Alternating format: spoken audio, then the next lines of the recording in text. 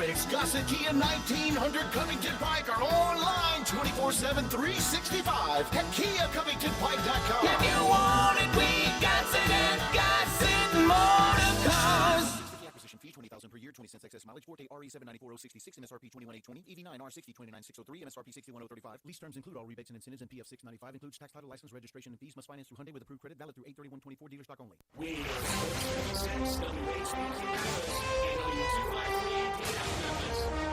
Broadcasting stations. It's time to get up and get your day started. Morant. It's Sports 56 Mornings with Greg Gaston and Eli Savoy on Sports 56 and 98.5 FM. The first hour of Sports 56 Mornings is brought to you by the Big Green Egg. Now, here are your hosts, Greg and Eli.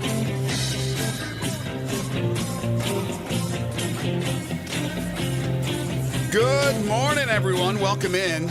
Happy Hump Day to you. 1 day away from the kickoff to the start of week 1 of college football. Yes, we had the week 0 games, but this week it is a full slate. It begins tomorrow with a bunch of games. It includes games on Friday, Saturday, a game on Sunday, a game on Monday, and then we'll turn around and get ready for the start of the NFL season. Yes, Pigskin is upon us. We welcome you into Sports 56 Mornings on this Wednesday, August 28th, 2024. Greg Gaston, Eli Savoy, and Zach Boyd with you from the Family Leisure Studios. Family Leisure, where family and fun come together. The world's biggest spa sale continues. 2120 Whitten Road, just north of I-40. And the first hour of the program is brought to you by the Big Green Egg. Summer continues. Just feel the sweltering heat outside. Right now it's great, 71 degrees, but it will get back up to 100. They're calling 100 degrees once again for today's high temperature. Tonight, 76 for a low with mainly clear skies. And then for your Thursday, 96 with the possibility of some rain, about a 40% chance. And we certainly need some precipitation. We got a busy show for you today. I mean busy. Jerry Palm joins us at 8:25. DeMichael Cole at 9:05. Avery Braxton at 9:25. We'll also do our SEC predictions for the upcoming season. 16 teams. We're not going to go through every single game for every single team, but we will give you a thorough look at what we expect to happen with the SEC. We have Grizzlies news. We got college football news aplenty, including news off the field. Yesterday was cut day in the NFL. A lot of moves, some significant names. We will discuss that on the program today. Also, want to talk a little bit about the Connor Stallions Netflix documentary and some other things as well, including Monopoly, Eli. Monopoly. Memphis is going to get a version of Monopoly, according to reports. It'll be coming out next April, although they have not finalized what places and streets and things like that will be on the board. That is a game, of course. I think you know this. I think some of our listeners do that are loyal listeners. It was designed after the city of Atlantic City, New Jersey, my hometown. So now we're going to have a Memphis version. How about that? Yeah, good for us. What should be on there?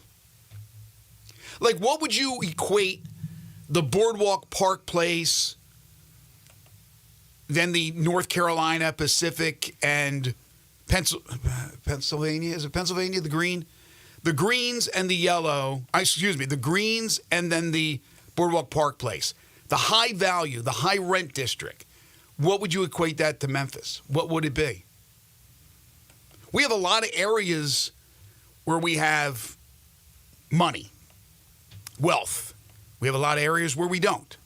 But it's all spread out. It's not in just one area. And you can go down a city block and there'll be some blight, and then all of a sudden you have beautiful old southern plantation homes worth hundreds of thousands, if not millions. What would be, Zach? What do you think would be the Boardwalk Park Place corner of the Monopoly game? I think Bill Street got to be one of the high value streets. I mean, I've never been to Atlantic City, but wouldn't Beale Street be the comparable thing to the Boardwalk? Yeah. Yes. So that would be. I would think so. I think Beale Street has to be somewhere there in that area. I'm just thinking about other areas. Because with Atlantic City, it's interesting. Some of the properties are not in Atlantic City proper. I was born in Atlantic City. I lived there till I was 5, and then I moved right next door, basically a mile and a half away, to a city called Ventnor. And Ventnor Avenue, yellow on the board. There's a place called Marvin Gardens, which actually is at the start of Margate and Ventnor. So it's a little bit down the road, but it's all very, very close. It would be like even closer than East Memphis going into Midtown. Now, the real question is, are the streets going to have potholes on them? That's the real question. Oh, boy, I don't know. I assume they're still going to have a go to jail, which unfortunately will be a... Just label it 201. Yes, You know? 201. It'll be a full vacancy, but... Or full place. Although here you won't have to pay to get out. No vacancy. You're released on your own recognizance. So that's great. So anyway, they're doing that, and I think that's really cool. I'm surprised they haven't already made one. It seems like every city now has a monopoly board. Have you had a chance to watch the Connor Stallions documentary? I did not get a chance yesterday. I was going to watch it last night, but I chose to watch Hard Knocks instead. Okay, I didn't see the latest Hard Knocks. I did see the documentary on Connor Stallions. I'll just give you a couple of quick hits, and then we'll discuss it more when you see it. My feeling is this, and I think a lot of people have probably had a chance to see it. First of all, didn't know that guy from Adam other than the stories about him. So I didn't know the guy.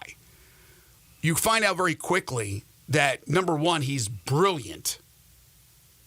Number two, his love for Michigan is a little bit overboard, if not a lot overboard. And number three, he did get sloppy for a guy who is that intelligent. The way he kept all the information about different signs and things of that nature and equated them to the plays that were being called. It's just brilliant. Absolutely brilliant. Also about recruiting over the last 10 years around the country, where the recruits come from. If you haven't seen it, you'll find out a lot about this guy as far as his military background, his family. I mean, he seems like a guy you would enjoy talking to. But his love for Michigan goes, fans is short for fanatics. This guy's a fanatic, and then some. And you'll see that he'll do anything to help out Michigan. But the bottom line is this. Michigan won that national championship. They didn't need any help. They had Connor Stallions kicked out of basically the program with a bunch of games to go in the season. He wasn't there for the playoffs. He wasn't there for the national championship game. Nor was Harbaugh there for the final games of the year and the beginning of the season. And they still beat everybody in front of them. They beat Ohio State. They beat Alabama. They beat Washington easily in the national championship. So let's ease up on they only won it because they cheated bull crap. They won it. I have no dog in this fight. I don't care about Michigan. I care more about Ohio State than I do Michigan because my son-in-law is a huge Ohio State fan. But the sour grapes, the dude they have incognito, the Ohio State fan talking about the situation. Look, I believe that information, well, first of all, they hacked his computer, no question about it. And I think that information was given to the Washington Post and other publications by someone connected to Ohio State. I truly believe that. So anyway, that's my thoughts. We'll get your thoughts when you watch it. It is well worth your hour and a half, 2 hours, whatever it was.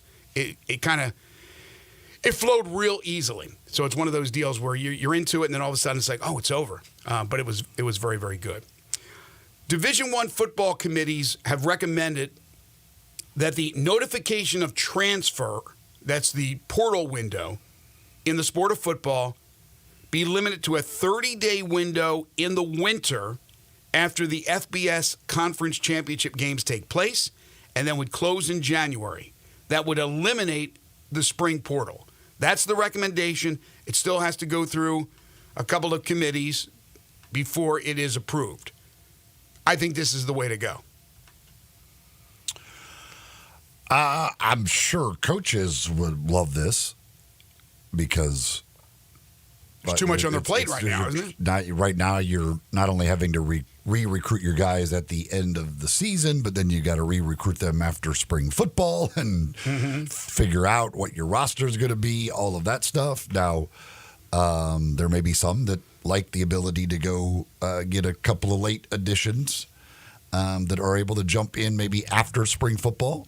Especially after key injuries. But yeah, I mean, to me, limiting it to just one window makes a lot of sense. Yeah, I think most coaches would agree, if not all coaches would agree. Also yesterday, from off-the-field news, postseason games, including the conference championship games, the college football playoff games, they will not count against the limit for the redshirt rule. So you still can play up to 4 games during your 12-game regular season and maintain your eligibility, and then you can go ahead and play in the postseason if your team is fortunate enough to have made it into the postseason. Which is the way it should have always been. Yeah, I mean, it makes sense. Especially with the opt-outs for bowl games, everything else. Like, I don't think there's any question. Let them play, and who cares if it counts towards a. I mean, it doesn't. There's no reason to count that game. Yesterday was announced by Ryan Silverfield that the Memphis Tigers captains will be Seth Hennigan, Jonah Gamble, Cremonte Hamilton, and Chandler Martin as the Tigers get ready to take the field Saturday, 6 o'clock against North Alabama in their season opener. But as I mentioned to start the broadcast here, start our show, games are going to be taking place Thursday, Friday, Saturday, Sunday, and Monday. There are 21 games on the slate for tomorrow. Some of those games include number 24 NC State hosting Western Carolina. Arkansas plays their first game. They'll take on Arkansas Pine Bluff. Interesting game, North Dakota State at Colorado. Could you imagine if the Buffs lose that game? Boy, if only the guy for the Denver Post could ask questions. Well, now there's a new dude on Sanders' hit list, Paul Feinbaum, the Memphis native, the Memphian, the White Station High School guy. I guess he rubbed Dion the wrong way, so Sanders responded to him, basically saying he's trying to stay relative. He's outdated. He's old school. So he's trying to make a big deal about this. Feinbaum, like him or not, he's still very relevant, Still very relevant.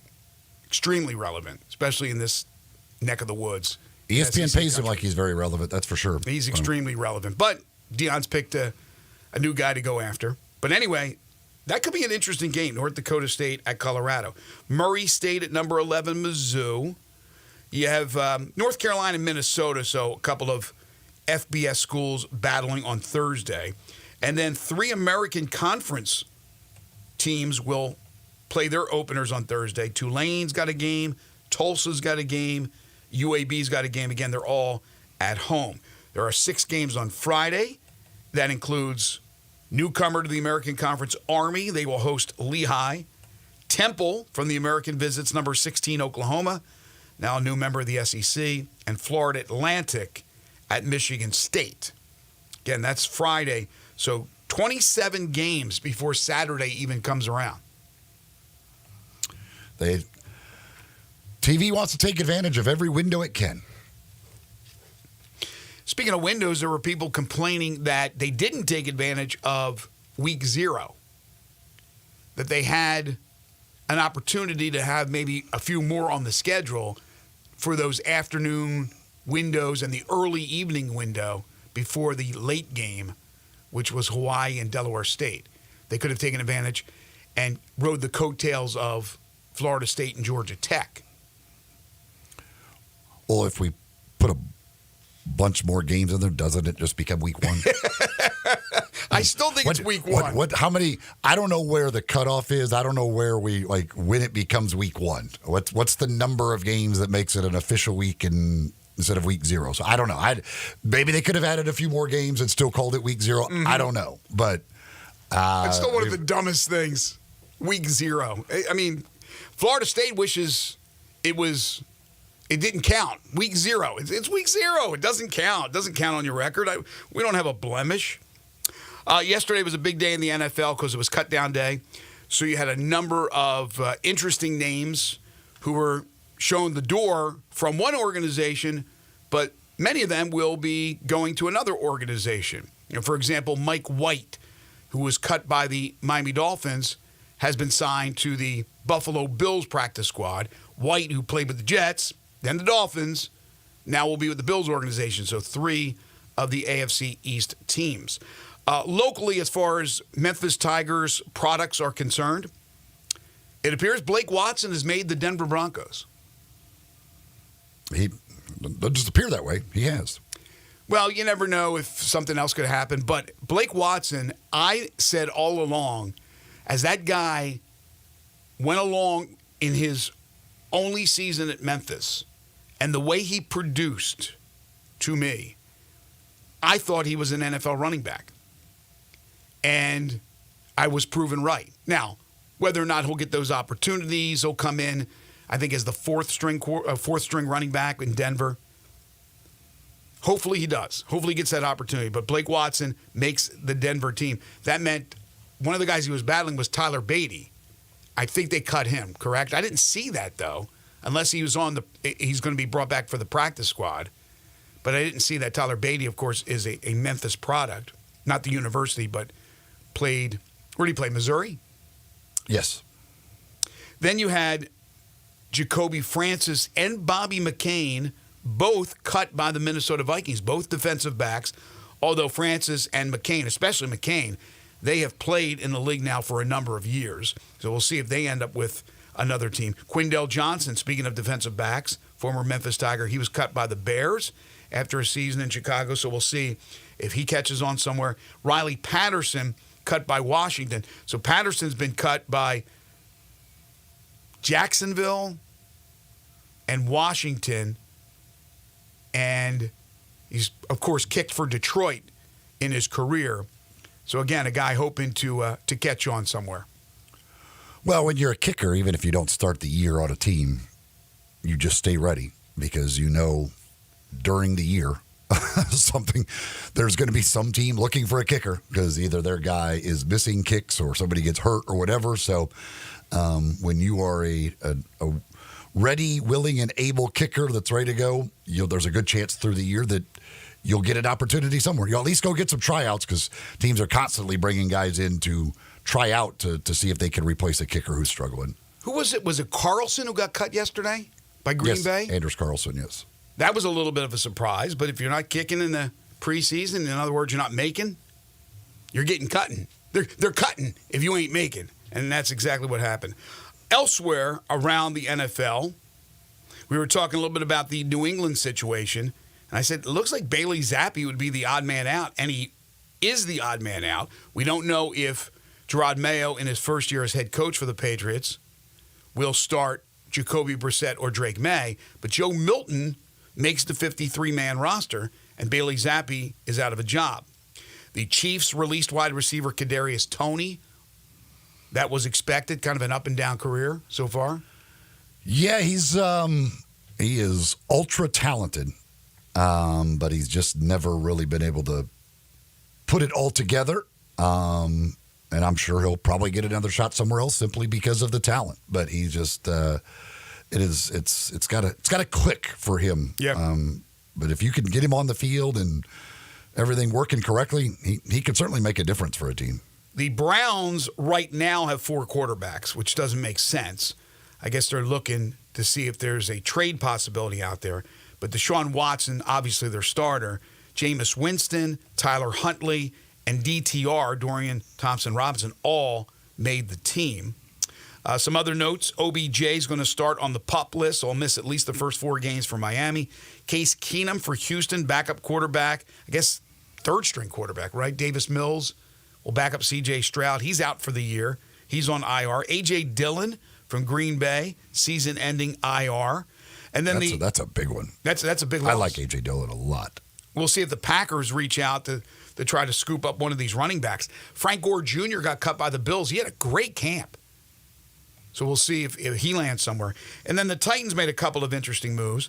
They cut 2021 first-round draft pick cornerback Caleb Farley, who has dealt with injuries and has not been the productive player they thought they got in the first round. But then they made a trade for linebacker Ernest Jones. Yeah, that's they continue to try and remake that defense. They have gone out and gotten a lot of veterans this offseason, a lot of new guys in that defense. Ernest Jones is pretty darn good. That's a nice addition. Him and Kenneth Murray at linebacker. I mean, that Titans defense should be very much improved from last year. I mean, it's basically all new names with the exception of, Jeffrey Simmons? Yeah, I mean, there's new guys all over the place. And it's a lot of veterans. They went, they didn't go do it through the draft, but they went out with free agency and now trades and everything else. They're doing it by trying to bring in veterans to fill these holes, and they went and got some pretty darn good ones. And again, I mean, Ernest Jones, it could be really good at linebacker. I like that pickup for the Titans. One other topic real quick, and then we'll take our first time out. We'll come back and we'll begin our SEC football preview. And again, if I didn't say it earlier, you'd always hit us up on the Sissy's Log Cabin listener lines by calling in or texting in at 901-360-8255. But you might want to text because we won't be getting to calls in this next segment talking SEC football.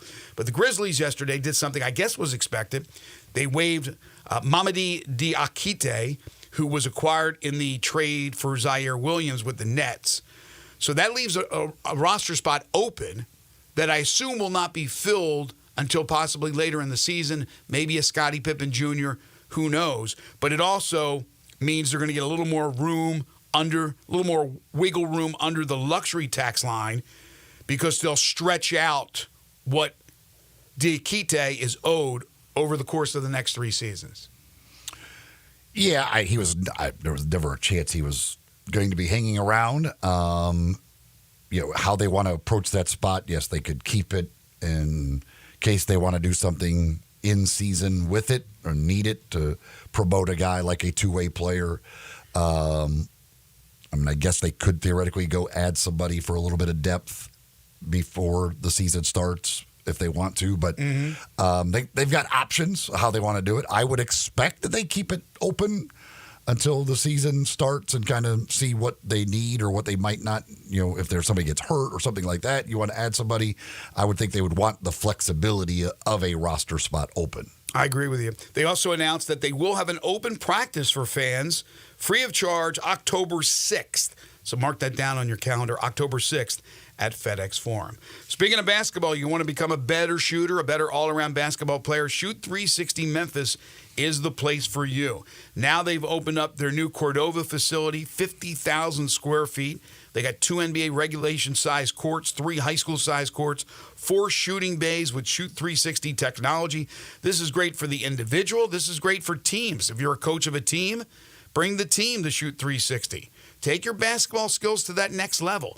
What is Shoot 360 Memphis? It's a revolutionary basketball training facility that combines cutting-edge technology with gamification, provides instant, objective feedback with hands-on, one-on-one expert coaching.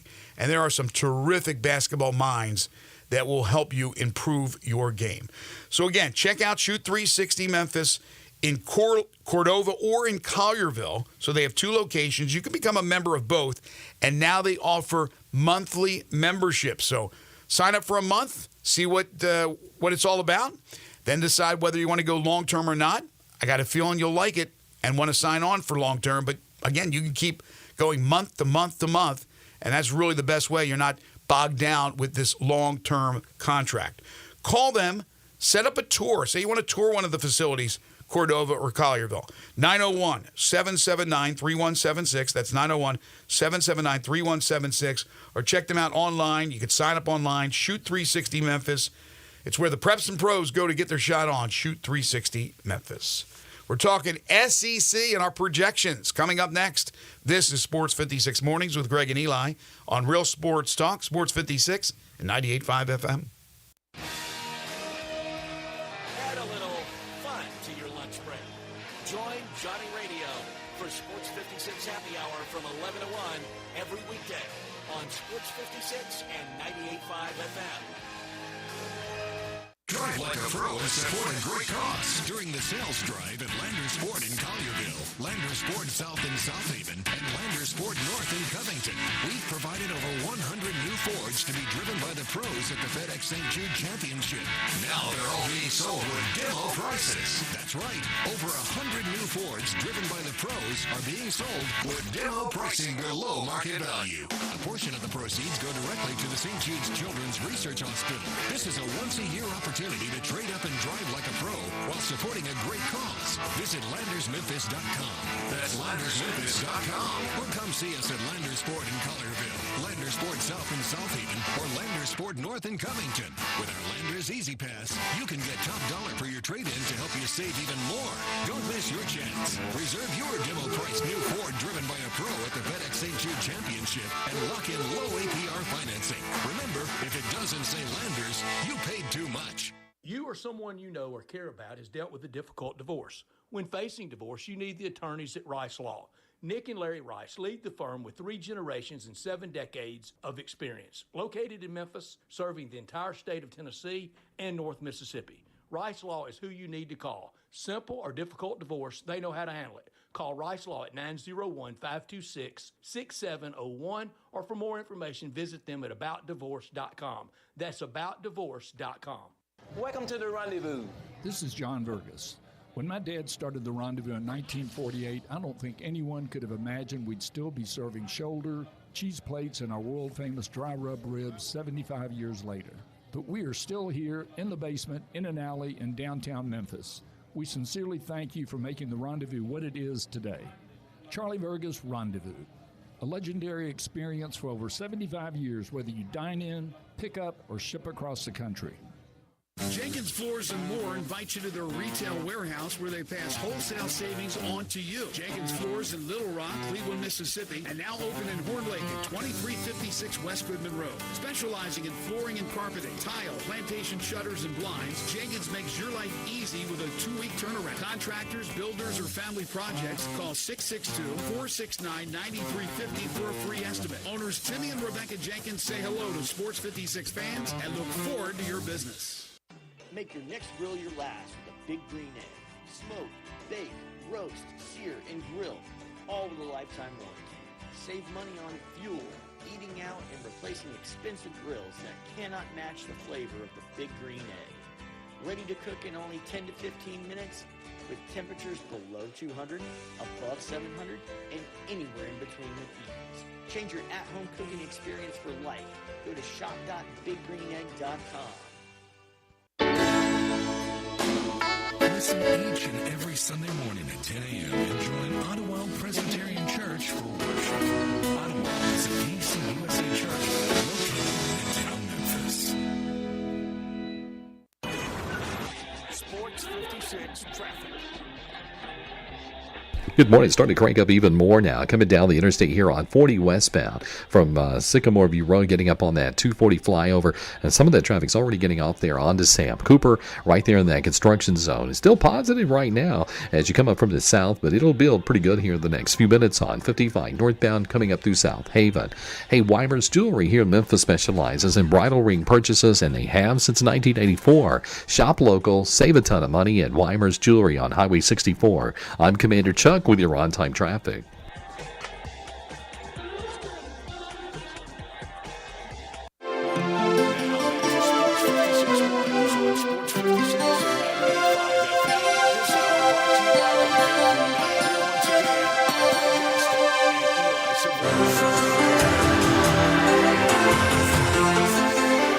Welcome back, everyone. 7:29 the time.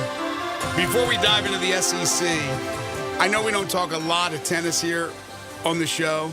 The U.S. Open is underway, the final major. Did you see the results of this match yesterday that involved a guy named Dan Evans? 5 hours and 35 minutes. The longest match in U.S. Open history since the tiebreak was instituted. So 5 hours It's and a long time to be playing tennis. I'm sure it was hot. Maybe not as hot as it was in Memphis yesterday. I'm sure it was hot as hell in New York. 5 hours and 35 minutes. That's incredible. And it's incredible when you lose the match. Like all that work for nothing. So, feel bad. I'm not even going to try to pronounce the guy's name who lost to Dan Evans. I like names like Dan Evans. Makes it easier for broadcasters. But 5 hours and 35 minutes. All right. Last week we did our University of Memphis predictions. Today it is time to do our predictions for SEC football.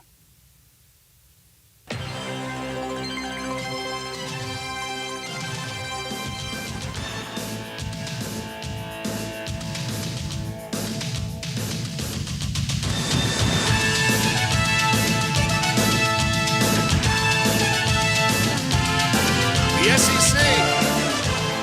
The season is upon us. As I mentioned, some of the games will happen on Thursday.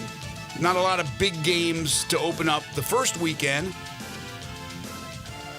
Georgia does play a huge one against Clemson out of conference.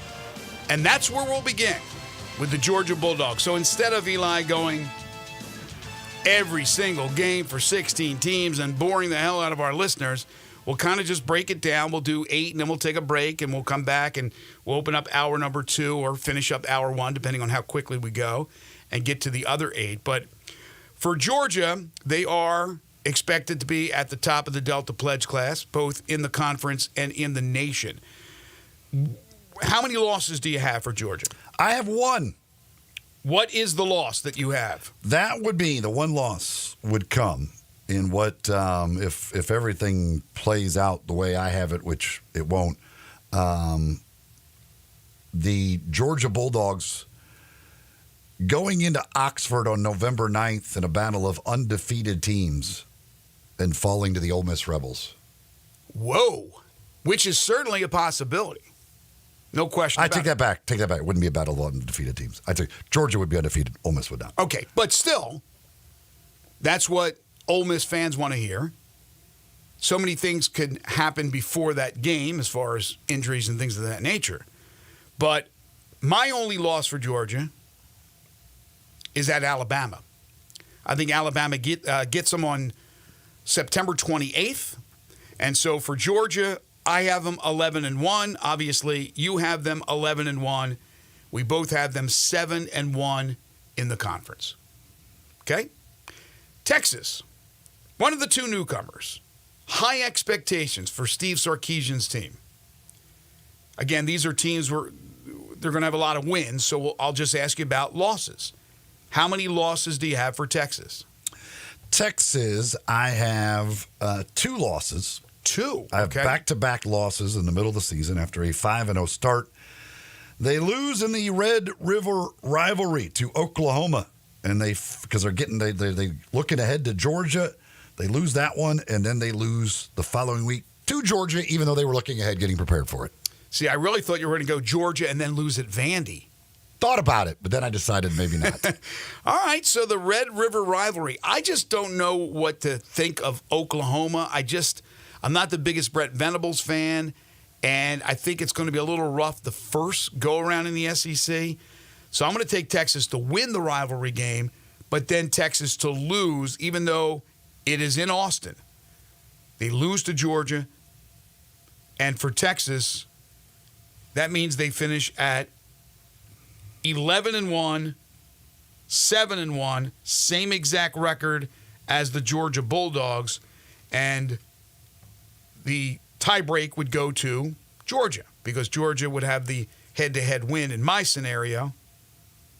Actually, no, they don't play each other. So Georgia plays Texas. Yeah, I'm sorry. What am I looking at? Texas, yeah. So I have Texas losing that game. Georgia would win the tiebreak in the head-to-head. So 11-1, 11-1, both 7-1. Georgia wins the SEC. Now, I'm going to wait for you because I have a feeling with Ole Miss might be in the mix here for you for the division championship or for the the conference championship. All right, we go to Alabama. Alabama, how many losses? I have Alabama with one loss, that being to Georgia in Tuscaloosa, September 28th. Okay. I have Alabama with one loss, losing, ready for this? In Knoxville, October 19th, the anniversary of my wedding, the day before my birthday. Alabama loses at Tennessee. So Alabama... Oh, and I also have them losing another one.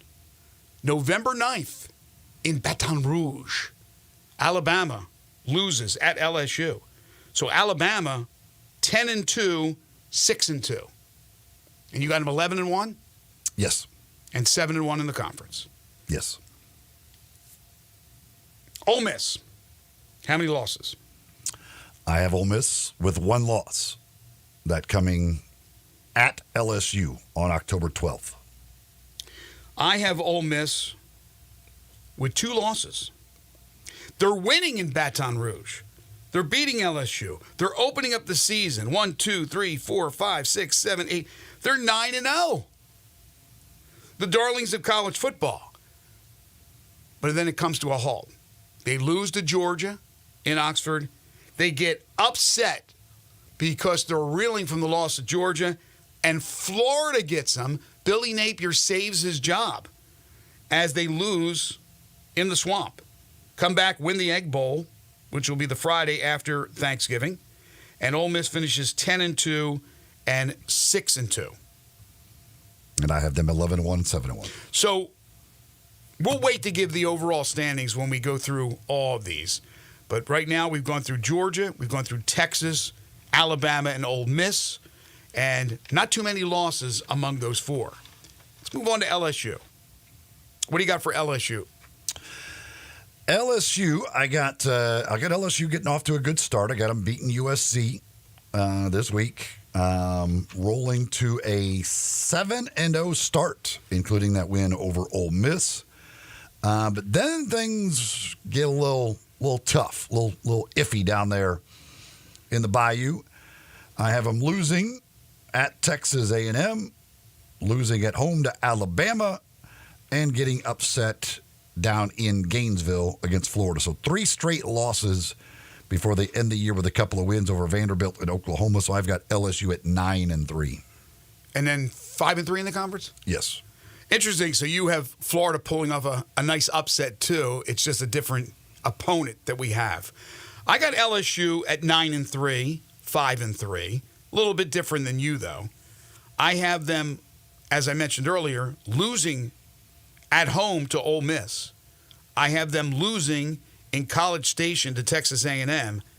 And I have them losing to Oklahoma. So that's 2 losses at home for LSU. The defense will be improved. It just won't be a great defense. So 9-3, 5-3. Tennessee. Boy, I went back and forth on some Tennessee So stuff. did I.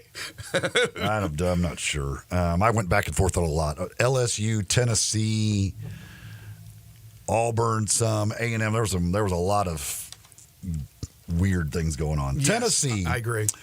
I have them starting 3-0. Then they go to Oklahoma and lose in Norman. Bounce back with a couple of wins before they lose at home to Alabama. Bounce back with a couple of wins before they head down to Athens and lose to Georgia. And then they bounce back with a couple of wins.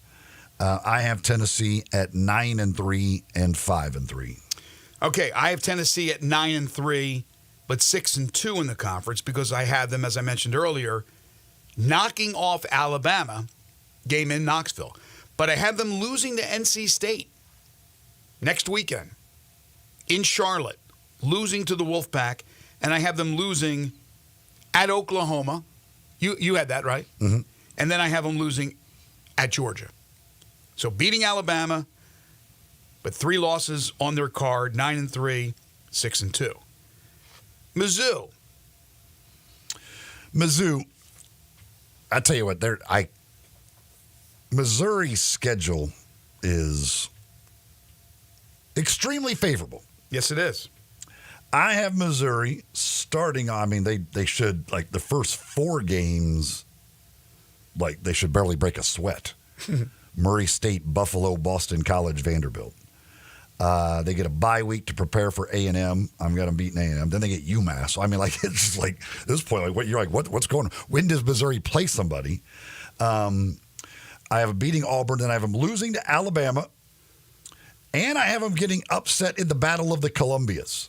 I have them stumbling at South Carolina, but I have them 10-2, 6-2. So you have them beating Oklahoma, correct? Yes. Okay. I also have them 10-2 and 6-2. They're going to be good.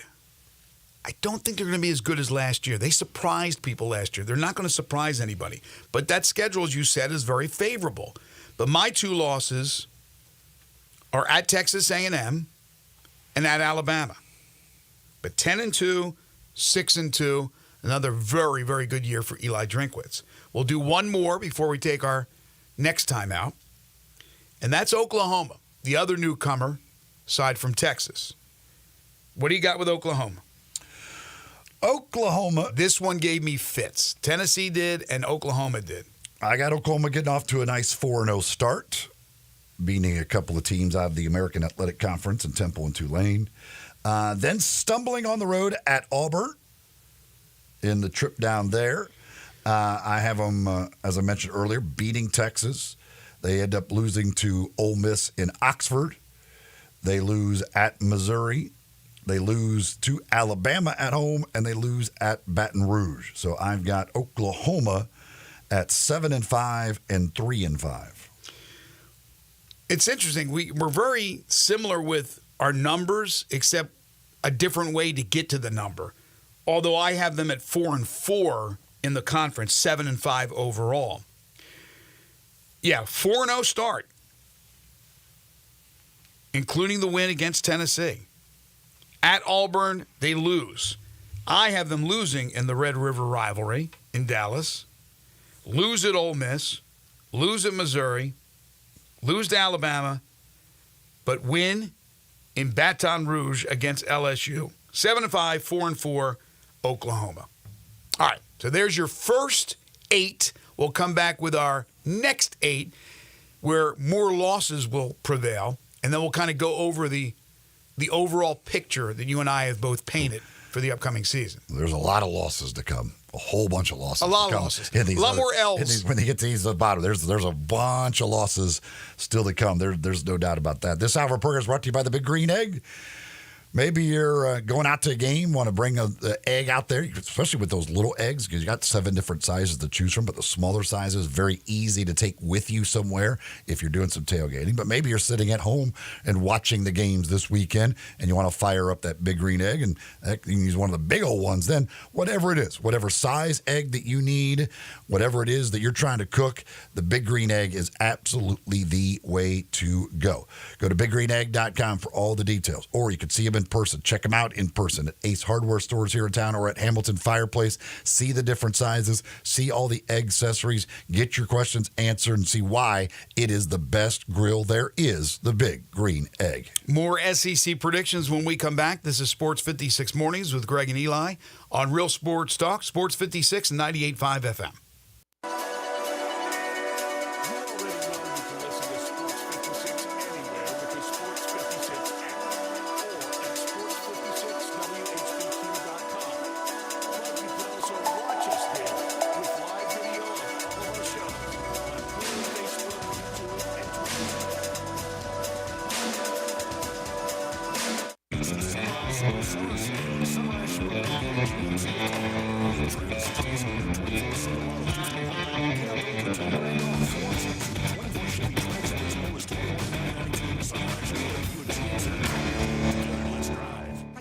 Licensing costs, registration fees, taxes, and dealer doc fee of $899.50, which are to be paid by the consumer. Silverado RG $377,592. MSRP $61,065. Dealer discount $42.74. Factory rebate $47.50. Trade assistance $1,000. Must trade in 2010 or newer vehicle. Track stock number RC 246,913. MSRP $23,395. Dealer discount $14.03. Expires 9/3/24. Do you know one of the best things you can do for your employees or family's health? Provide Arctic Clear bottled water. Arctic Clear bottled water is your locally owned and operated bottled water provider. Arctic Clear is 100% natural spring water with free delivery and setup, dependable service, and no long-term contracts. What an easy choice. Call Jeff Manus today, 901-382-2363, or visit arctic-clear.com. Arctic Clear bottled water. Call now, 382-2363. That's 382-2363. I felt like we were really lucky to have a place like Genesis. There are several jewelry stores, I know, but I don't think any of them can match up to Genesis. Meet Beth Gear, another thrilled Genesis Diamonds customer. Yeah, the whole experience was wonderful. I felt really super comfortable, and I felt confident that we were getting the best deal for the money, too. But for Beth, it was more than just getting a great price. I'd say the value was extraordinary. Even if the price had been slightly more, I think we would have still chosen Genesis just because we felt that there really was a personal connect. We felt like they really wanted us to be happy. Genesis Diamonds, where you and your budget are respected from the minute you walk in. No matter what your budget is, Genesis will work with you. They never make you feel uncomfortable if you don't have a big enough budget. They will be respectful of our budget and need to stay within it. Discover the Genesis difference, where we will be proud to show up. It always took me back to Genesis because I want them to have the same thing. Genesis Diamonds, Memphis's direct diamond and roofing, Poplar and Perkins Extended. Hi, this is Troy Fiveash, owner of Fiveash Roofing. In these uncertain economic times, there are so many things as a contractor and a business owner that I cannot control. The rising cost of materials, not to mention fuel and transportation costs. In the last 2 years, shingle prices have almost doubled, and commercial materials have doubled. And I don't have to tell you what fuel costs these days. But you know what I can control? How much markup I put on a project. I have always prided myself in knowing I never gouge a customer. But in an effort to ensure my crews have work and my customers are being treated fairly, I have lowered my profit margin, hoping to give you a price you can live with and keeping my crews busy. So if you need a roof or gutters, please give us a call. Five Ash Roofing, fair, honest, and ethical. Five Ash Roofing, a proud sponsor of Tiger Athletics and a member of the Tigers home team. 367-0050 or memphisroofer.com. 367-0050 or memphisroofer.com.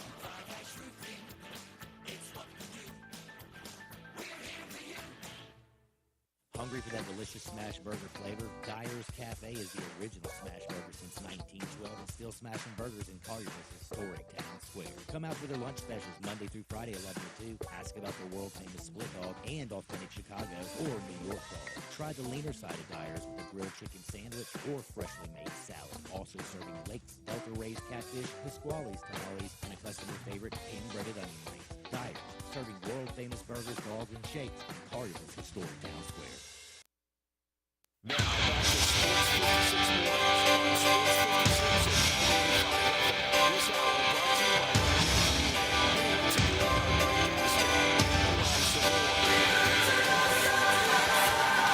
by Welcome back, everyone. 7:47 is the time. We'll continue with our SEC predictions. Now, I think I confused Zach, and then in turn, Zach confused me when he played the old CBS music for the SEC. The SEC has moved. They will not have that afternoon CBS 2:30 game. They are on ABC. So here's the music for this year. You have it? Well, actually, I'm still kind of looking through it because they never have dropped the thing. I think they did. I think they dropped it. It's one of those country guys, I think, has it. I'm not sure who it is. You're talking about the Lenny Kravitz song with. I'm talking about whatever the new music is that you will hear this weekend. Are they the ones that went with Jelly Roll? I don't know. Yes. It doesn't. Okay. So that's okay. That's something totally different then. Yeah, it's the SEC on ABC. It's their music. It's all new this year. So we will continue. We will find that music, but we move on to Texas A&M. What do you got, loss-wise? Texas A&M, I have them losing the opener at home to Notre Dame. I have them losing to Missouri, also at home. I have them losing at South Carolina And I have them losing to Texas. So I have them losing 3 games at home this year. What's the record overall? 8-4, 5-3. 8-4, 5-3. I have them 1 game worse. I have them 7-5, 4-4. Losing to Notre Dame. Losing in the swamp to Florida. Losing at South Carolina like you have them. Losing at Auburn. And losing to Texas. 7-5, 4-4 in Mike Elko's first year. Auburn, I have getting off to a hot start.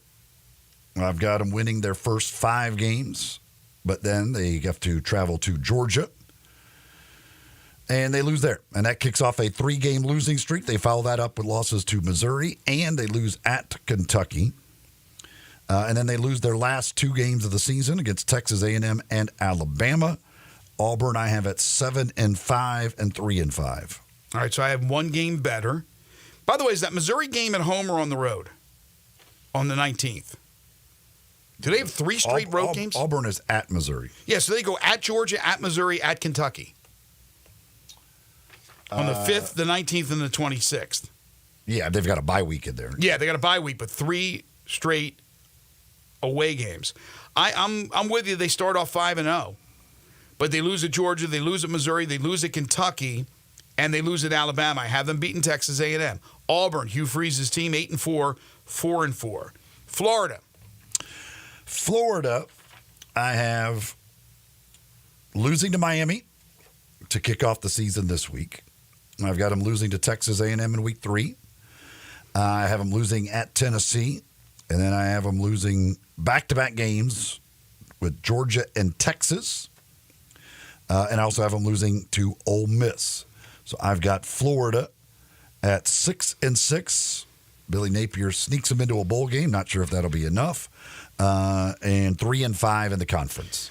I have them 6-6, but 4-4 in the conference. Losses to Miami, Tennessee, Georgia, Texas, LSU, and at Florida State.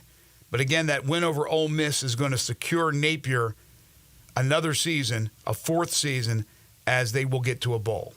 Kentucky,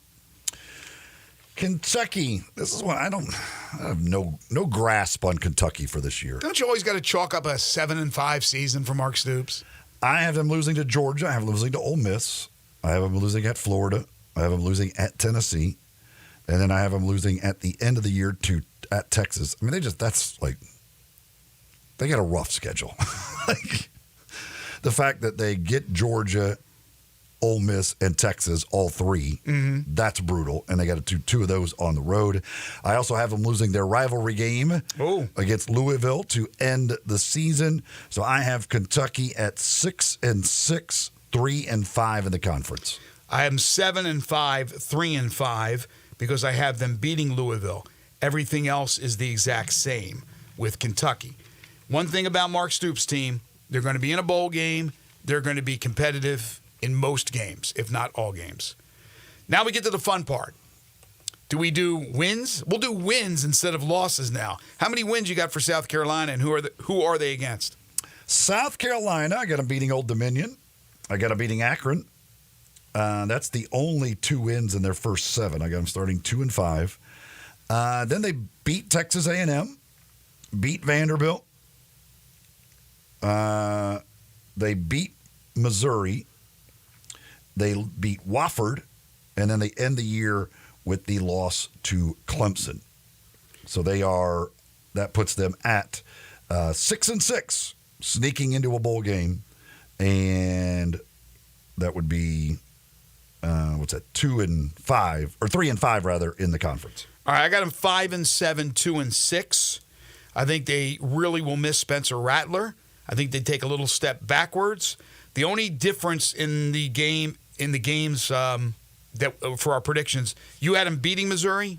Yes, and I have them losing to Missouri. So 5-7, 2-6. Arkansas. Oh boy, this is the one. I think Sam Pittman's done. I think this season and is we love Sam, friend of the show. I think this season is going to go completely off the rails for Arkansas. I have them beating Pine Bluff. I do have faith that they'll pull that one off.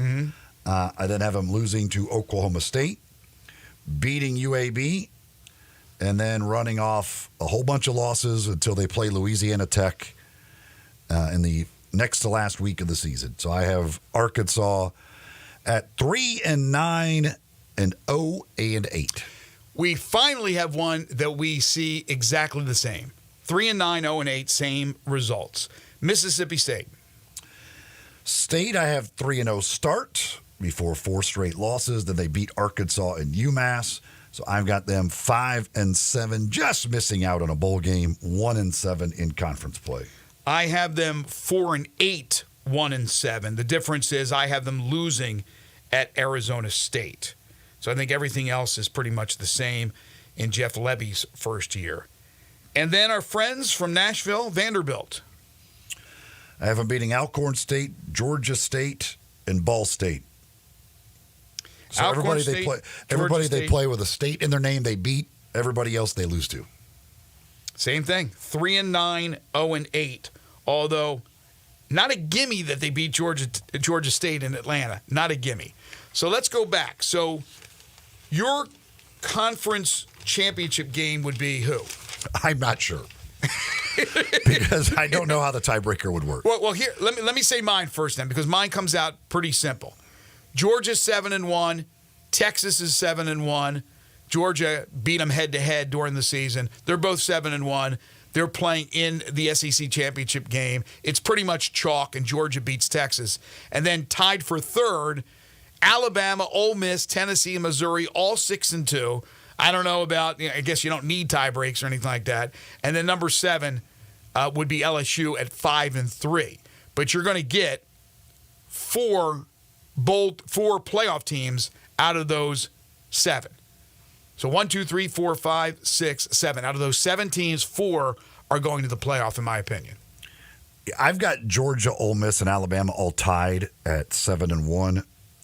I guess the way it would work would be, I don't know, because Ole Miss not rock, paper, playing, scissors? With Ole Miss not playing Alabama, but I'm guessing maybe it would be the fact that if Ole Miss beat Georgia and Georgia beat Alabama, that it would be Ole Miss and Georgia. That makes sense. In the conference championship game. That makes sense. But I don't know. Because it's not a true round robin, I'm not sure exactly if that's how it would work, because Ole Miss's losses to LSU, so I don't know for exact sure how that would work. But maybe, I'm going to say maybe it's Ole Miss and Georgia in the championship game. But I think obviously all 3 of them get into the playoff, and then Texas gets in the playoff as well. Yeah, look, I think I think Missouri would depend a lot on. I think Missouri, in my thing, would have a chance. It would depend a lot on Notre Dame. If Notre Dame's not in, that might open up that 5th spot for the SEC. With them, I've got them at 10-2, them and Texas both at 10-2. So, in my scenario, I think there's a decent chance the SEC could get 5 teams in. Yeah, I think certainly Georgia, Ole Miss in the championship game is a strong possibility. I went complete chalk with Georgia and Texas, but the combination of Georgia, Texas, Ole Miss, Alabama, any combination in the championship game. Again, I would not be surprised if Tennessee is right there in the mix. I'm putting a lot of faith in Nico. First year as the starting quarterback other than the bowl game. And I think Mizzou is going to be certainly strong. I think LSU, if that defense can play, well, anything will be better than last year. But of some semblance of defense, they're going to be tough. I just don't know enough yet about Oklahoma. I still think they're going to take their lumps a little bit, somewhat, in the first year in the SEC. A&M, we'll see with Elko. A lot of people are putting a lot of faith in Elko. They also put a lot of faith in Jimbo, and it didn't work out. You'll have teams like Auburn's on the rise, not yet this year, but on the rise with the classes that the recruiting classes that Hugh's bringing in. And then, Kentucky's solid because they'll be in every game. They always are. It's unfortunate, though, a couple of our regional teams, Arkansas, Mississippi State, they have a long way to go. I have 13 teams bowl eligible, but I've got 3 of those at 6-6. So certainly that is teetering a little bit. Now I've got State at 5-7, so maybe they pull out an extra win somewhere and get to bowl eligibility. But I think this Arkansas season is just going to turn into a train wreck because I think he'll be fired. Petrino takes over midway through. I think now it could be what Connor talked about, that they just don't want to do Bobby Petrino as an interim. So it is basically, hey, Sam, you're out, but do you want to coach the rest of the season? And he does, which I just think is a weird situation when a coach knows he's been fired and he's still going to coach half the season anyway. So I just think it's going to be a bad year for Arkansas, and Sam Pittman and everything up there is going to just be kind of a disaster for them. Genesis Diamonds, it's not a disaster at Genesis Diamonds when you're looking for a perfect piece of jewelry. They're there with the best lines, the best designers, all the top designers, great selection, great prices, great service. That's what it's about at Genesis Diamonds. They get you're going to get a better ring. You're thinking about an engagement ring, you get that designer ring, a handcrafted ring that is perfect for her, and, well, she's going to not only love it, but you're going to pay a great price on it as well. And whatever budget you have for that engagement ring, they've got something to fit that budget. Again, you're going to get great value, direct importer pricing, saving you money there. It's absolutely what you're going to find at Genesis Diamonds, and she is going to love that ring. It's where luxury and value come together every single day.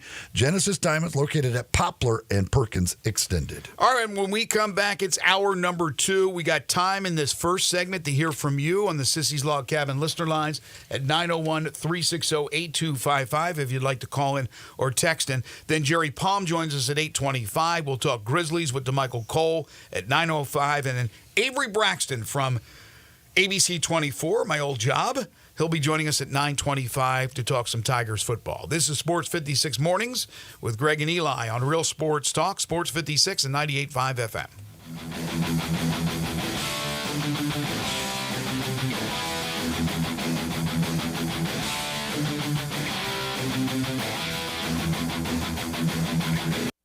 Memphis, it's official. Crab King Seafood is where it's at. For the most flavored seafood and the biggest plates, run to a Crab King's near you. Visit the Bartlett Cordova location at 7140 Stage Road. The price, the portions, the service is why Crab King's is number one. So don't be disappointed in seafood. Make the right choice the first time and every time. Make it Crab King's. Crab King's have only locally grown catfish. Come and devour tasty snow crabs, king crab, shrimp, salmon, catfish, calamari, and so much more. Enjoy Memphis's best tasting pasta with your choice of toppings. Visit the Bartlett Cordova location at 7140 Stage Road. Crab King's is open Wednesday through Sunday. Enjoy 50% off lunch portions and dollar fountain drinks. The number one name in Cajun seafood is Crab King Seafood, a Memphis favorite. Crab King, 7140 Stage Road. Kings with the Z. The Mitsubishi Final Days of Summer sales event is going strong at Gossett Mitsubishi on the Pike. So come get bang for your buck with 420 total range and 64 combined MPGE in 2024 Mitsubishi Outlander PHEV. We Gossett $34,770 or $299.98 a month. And check out 2024 Mitsubishi Eclipse Cross. We Gossett at $27,245 or $349 a month. Plus, you'll never go wrong with Mitsubishi's 10-year, 100,000-mile powertrain limited warranty. Get to Gossett Mitsubishi today at 1870 Covington Pike and 24/7 at MemphisMitsubishi.com. That's Gossett Mitsubishi on the Pike. If you want it, we got it at Gossett Motor Cars. RZO 35,297, MSRP 47,470, 36-month, 30,000-mile lease, 44.53 do it signing, 1,095 acquisition fee, 25 cents per mile excess wear and tear. Eclipse RZO 65,450, MSRP 28,745, includes all rebates and incentives, PF 695, excludes tax title and license with approved credit. See dealer for complete details. Offer valid through end of the month. Dealer stock only. If you're looking to play a private country club but only pay daily greens fees, then Meadowbrook Country Club in West Memphis, Arkansas is the place for you. At Meadowbrook Country Club in West Memphis, you can now play a beautiful, challenging course for only $59. Meadowbrook Country Club features champions champion Bermuda greens and is now available to everyone. A membership is $350 per month and includes tennis, pickleball, and swimming, plus a great restaurant and bar, all less than 15 minutes from downtown and midtown Memphis. Meadowbrook Golf Pro Mark can even fix you up with custom-made tricks on and Cleveland clothes. If golf isn't for you, try the social membership for only $250 a month. And there's 2 levels of all-inclusive junior memberships, 20 to 29 for $200 a month and 30 to 34 for $250 a month. Call for your tee time today at Meadowbrook Country Club, 870-394-4186. Now semi-private Tuesday through Sunday. Meadowbrook Country Club in West Memphis, 870-394-4186. We're here with David Cooper, Vice President of Genesis Diamonds. David, we're familiar with iconic brands. Are there designers for engagement rings? Absolutely. Like every other industry, there are 10 renowned bridal designers who have been leading the industry for years. They're trusted, respected, and exclusive. Every jewelry store wishes to help. So what makes these designer engagement rings so desirable? These designers drive a surge of customers to the store, making it the place to be. They attract shoppers who value quality, sophistication, and the ability to express their individuality. Customers find these engagement rings in other stores? Absolutely. Other stores would love to have them, but they have to sell for what they can get, not what they wish to have. So Genesis is cornering the market. Certainly. World-class exclusive selection from $1,900 complete rings to $250,000 silver rings. These bridal designers of the world create these one-of-a-kind rings specifically to showcase Genesis Diamonds, popular in Perkins Extended.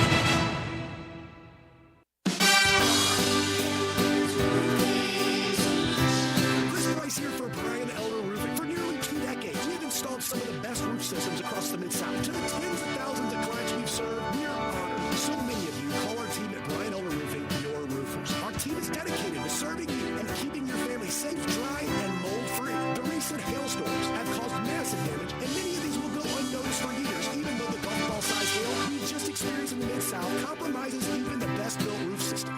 Whether we find damage or not, your photos are securely stored for future reference. Call Brian Elder Roofing today for a total evaluation of your entire roof system free. We will not try to sell you a roof if all you need is a repair. Call me at 901-867-0303. That's 901-867-0303. Or visit us online at brianelderroofing.com.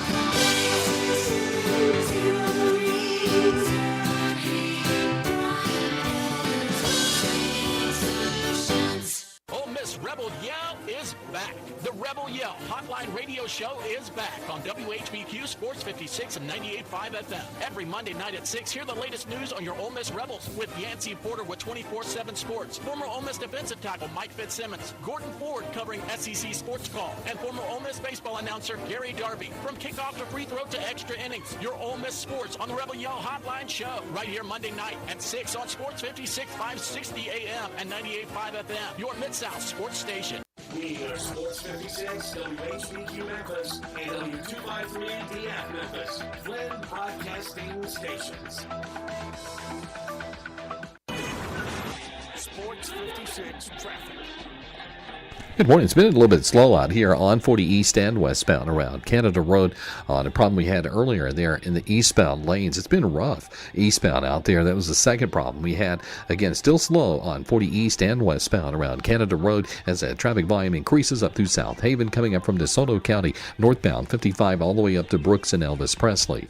Hey, Weimer's Jewelry, 7525 Highway 64 is your full-service family-owned jewelry store right here in the Memphis area. I'm Commander Chuck with your on-time traffic. Now back to Sports 56 mornings on Sports 56 and 98.5 FM. This hour is brought to you by James Gaddis Jewelers. Genuine diamonds, baby. Here once again, Greg Gaston and Eli Savoy. Welcome back, everyone. 8:08 the time. Hour 2 here on Sports 56 Mornings. Happy Hump Day to you. It's the Wednesday, August 28th, 2024 edition. Greg Gaston, Eli Savoy, Zach Boyd, and a cast of thousands. It's crowded in here. It's very crowded. It's crowded at Family Leisure at the Family Leisure on 2120 Whitten Road, which is just north of I-40. It's crowded because they got so many things to offer. Variety is the spice of life, and they got so many great deals going on. But in particular, the spas. It's the world's biggest spa sale going on right now at Family Leisure. They are the sponsor of the Family Leisure Studio. We can't thank them enough. 2120 Whitten Road, just north of I-40.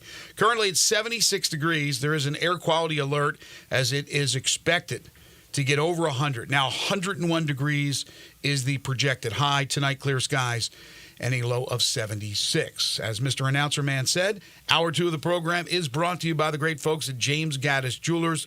Your family's jeweler at 4900 Poplar between Mendenhall and St. Nick, on the web at gaddisjewelers.com. If you are looking for that special engagement ring, all their diamonds are independently graded and certified. They know there's a lot of competition. They make sure they have a price point to suit everyone's budget. They are full-service jewelers with 2 bench jewelers ready to serve you. They have a big anniversary sale that's going to be coming up soon in September. We'll tell you more about that as we get closer. It's just around the corner, though, so stay tuned for that. James Gaddis Jewelers, 4900 Poplar between Mendenhall and St. Nick, on the web at gaddisjewelers.com. So you mentioned you did not watch Hard Knocks from last night, but boy, it was this, because this year hasn't been that good. Let's be honest. Like, the Bears are generally boring. Mm-hmm. Eberflus is nothing.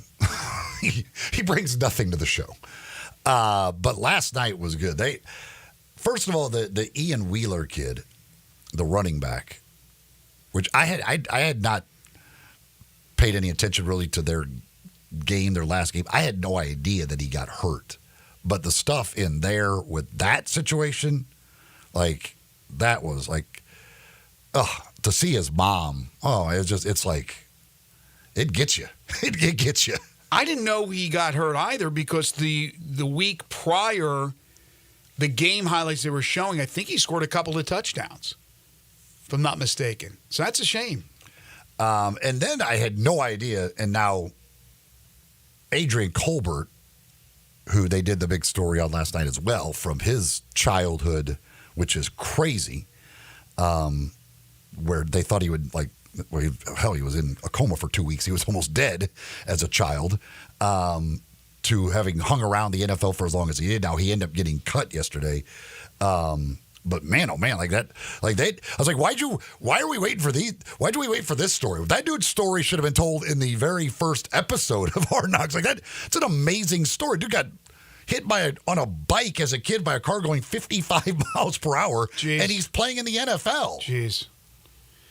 They have one more, right, next week? Will that be the Turk show?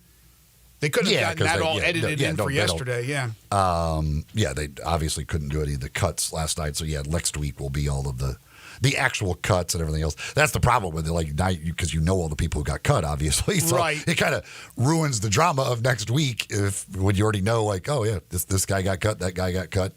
Well, you know what else ruins it? When they show the clip of the guy walking over to the player and going, "Coach wants to see you. Bring your playbook." That's a giveaway too. I am interested to see what they do with the quarterback position, because they released both Rippon and Reed. I assume they're probably going to maybe bring Reed onto the practice squad. Mm-hmm. I don't know. To me, he looked pretty darn good in the preseason. I actually thought he was going to make it as the third quarterback, but again, maybe they don't want the third quarterback, and they're going to use that as a practice squad spot. Yeah, again, it's interesting. As I mentioned earlier, Cleveland right now has 4 quarterbacks that made the roster. Now they're looking to deal one of them, not Deshaun Watson, and I assume not Jameis Winston, but they're probably going to deal one of the other 2, maybe Huntley, and then others have 2. But then again, they're looking at the waiver wire. They're looking what's out there. Buffalo went out there and picked up Mike White, veteran, experienced quarterback who will start on the practice squad. And Ryan Poles, by the way, the GM, mm-hmm. He makes Eberflus look like the most charismatic man in the world. Like, every time he talks, it is the most, like, there's no expression. He just, like, monotone. It's monotone, and like literally talking to Ian Wheeler about the injury and what the situation is for him and what they're doing and everything else could be this. There's nothing. There's never a change. The guy is just, I think he's a robot. I'm pretty sure he's a robot. He just literally never has an emotion about anything. The University of Memphis just tweeted out a picture composite with a bunch of little pictures of the players from the University of Memphis that made teams' 53-man roster. Rosters. Again, I told you already that Quindell Johnson, Bobby McCain, Jacoby Francis, Riley Patterson, they were all casualties yesterday as far as the cuts are concerned. Doesn't mean that they won't end up on a team.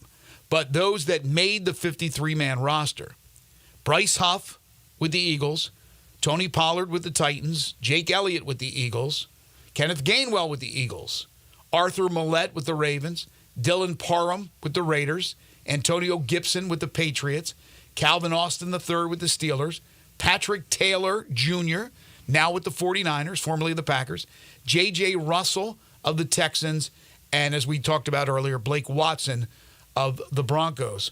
So that's 1, 2, 3, 4, 8. That is 11 Tigers in the NFL. And again, some of these other guys could be picked up. You never know. It doesn't seem like Darrell Henderson will get another opportunity. I don't know. It seems like maybe his time has run out. Yeah, I mean, maybe if some injuries happen somewhere, but it's not looking great. I think Anthony Miller's probably running out of opportunities. Yeah, he's been given a number of opportunities. 3 or 4 teams in a row that right. He hasn't been able to get actually on the field with. So, I'm guessing he's probably running out of opportunities in the NFL. I would think Bobby McCain, as a veteran guy, would have a chance, possibly, maybe not right away, but again, injuries happen. One of those, teams looking for a veteran guy who can come in and play. I would think maybe he still gets that another opportunity as far as that is concerned. Yeah. And then, again, with a guy like a Darrell Henderson or even Anthony Miller to that degree as well, like if you're done in the NFL, do you give up on football or do you go try and play like UFL football to prove yourself? To try and prove that you should be back in the league. It all depends on your desire to want to play, to want to continue playing football. The camaraderie, the competitiveness, all depends on what your motor's like. By the way... I'll be there to see what happens with Desmond Ridder. Yes. This has nothing to do with the Tigers, but I did notice that the Cowboys, according to reports, were bringing in Dalvin Cook for a look-see because they've only kept 3 running backs. Zeke back as the starting running back, Deuce Vaughn, and then Rico Dowdle. But Dalvin Cook, he's one that puzzles me. It seems like he always produces. I know he's battled some injuries. I'm surprised he's not on a roster. I'm not sure if anything will materialize from that. Yeah, I don't know. I mean, it's a possibility. I don't see why the Cowboys would bring him in. Yeah. I think Rico Dowdle is going to end up being the main guy, and then then Zeke will be kind of a short yardage and spot guy, and then Deuce Vaughn is kind of your scat back. I don't know where Dalvin Cook would fit in that group. Yeah, Dalvin Cook is not a. He's not an every down back. No, but he can catch the ball well out of that backfield. He's a bigger guy, a lot bigger than Deuce. Deuce is faster. But I mean, Zeke can catch the ball out of the backfield. Yeah. I mean, I don't know why you would have Zeke Elliott and Dalvin Cook. They're kind of both the same. They're guys who were once really good, back into their career now, spot guys that you could use in certain situations. They like Zeke in short yardage situations and down at the goal line, stuff like that. So right. I don't know where Dalvin Cook's role would be. Now, again, injuries start happening around the league, just like last year. Who did Dalvin Cook end up going to last year? Who did he end up playing for? Jets. Jets, yeah. Stuff like that. I mean, for any of those guys, like, again, if you're a team that gets in desperate need, having some veteran who can just kind of step in and be a spot guy. So I'm sure that, as we know, a bunch of injuries will happen. There's a good chance that Dalvin Cook ends up somewhere for at least a few games some point this season. But that goes back to, where are you mentally? Are you ready to stay in shape and willing to be next to the phone when you get that call, as opposed to now kind of just living life differently, spending some of that money that you earned, getting a little fat and lazy? I mean, you have to be in that gym all the time, ready to go and ready for that phone call. By the way, J.J. Russell, he's with the not Texans, but Tampa Bay Buccaneers. I think they showed a picture of him with the Texans. So, okay. They didn't put the team. They just showed the picture. So I might be wrong about that. Okay. The Desmond Ridder thing, well, you talk about a quick fall. Whew. That was a starting quarterback to start last year. This year he's cut from a different team. Hey. That quarterback class, it's been a disaster for that quarterback class. Like, it's just, there is nothing from the 2022 group. Purdy, right? Other than Was he in that Purdy, class? Yeah. the guy who nobody thought would work out. He's the guy who worked out. Like, man, oh man, they've all been, like, none of them are with their original team anymore. Did you see his DoorDash commercial? Who? Desmond Ridder. He has a DoorDash commercial? He has commercials? Yeah, he has. He's delivering DoorDash? Yes. That's his new job. Now that he's been cut, he's going to go deliver DoorDash. There is a commercial of him in a DoorDash. Wow. He's delivering food to people's houses. Again, I'm sure it's Desmond Ridder. It is. They showed his face, and it's not the Riddler. Desmond Ridder. Okay. But we know firsthand about how quarterbacks can fall from grace very quickly. Just look at Paxton Lynch. He's a prime example. Yeah, you're right. This is Tampa Bay. I thought it was, looked like the Texans uniform with J.J. Russell. It is Tampa, so they have the right uni. So I'm glad you corrected that. J.J. Russell with Tampa Bay. I would think Ridder, though, still gets like he's going to be at least picked up on a practice squad, for goodness sake. It can't be done. So. I mean, I think there's still like a handful of teams that has two quarterbacks. So I think he'll make somebody's team. It says here's a list from Pro Football Talk, the most notable cuts, and they put Desmond Ridder number 2, right behind Kadarius Toney, right ahead of Caleb Farley of the Titans. Well, was it the Colts who cut like 3 draft picks from this year's draft? Like a 5th rounder, yes. A 6th rounder, 7th. Yes. I'm like, gosh dang. Good drafting. Yeah, really. Good job. Great drafting this year. That you're like, nope, that 5th rounder, he's terrible. Good job. Good effort. Before we take our next break, and Jerry Palm will join us on the other side as we'll transition back to college football. I was looking at this list that was tweeted out by McMurphy. The biggest payday games this year in college football. I remember the days when if you got $250,000, you were getting a lot of money to play and be the sacrificial lamb. Western Kentucky goes to Alabama, gets $1.9 million. There's several others with $1.9 million. UMass goes to Georgia, gets $1.9 million, and gets to host Missouri for whatever reason that is, which is great for them. Arkansas State, Butch Jones, who was on with us recently, they go to Michigan. They're getting $1.8 million. $1.8 million. That, I'm not saying completely sustains a football program, not in this day and age with NIL, but it doesn't hurt. And that's why you have to play those games. Do you know what the situation is with Memphis and Florida State? I have no idea. What type of payday are we talking there? I do not know. All right. I do want to tell you about Corky's Ribs and Barbecue. You know Corky's. Come on. It's a Memphis staple. You can dine in at any of their 4 locations. You can drive through, no contact delivery. You can have any of the services delivered to your home or office.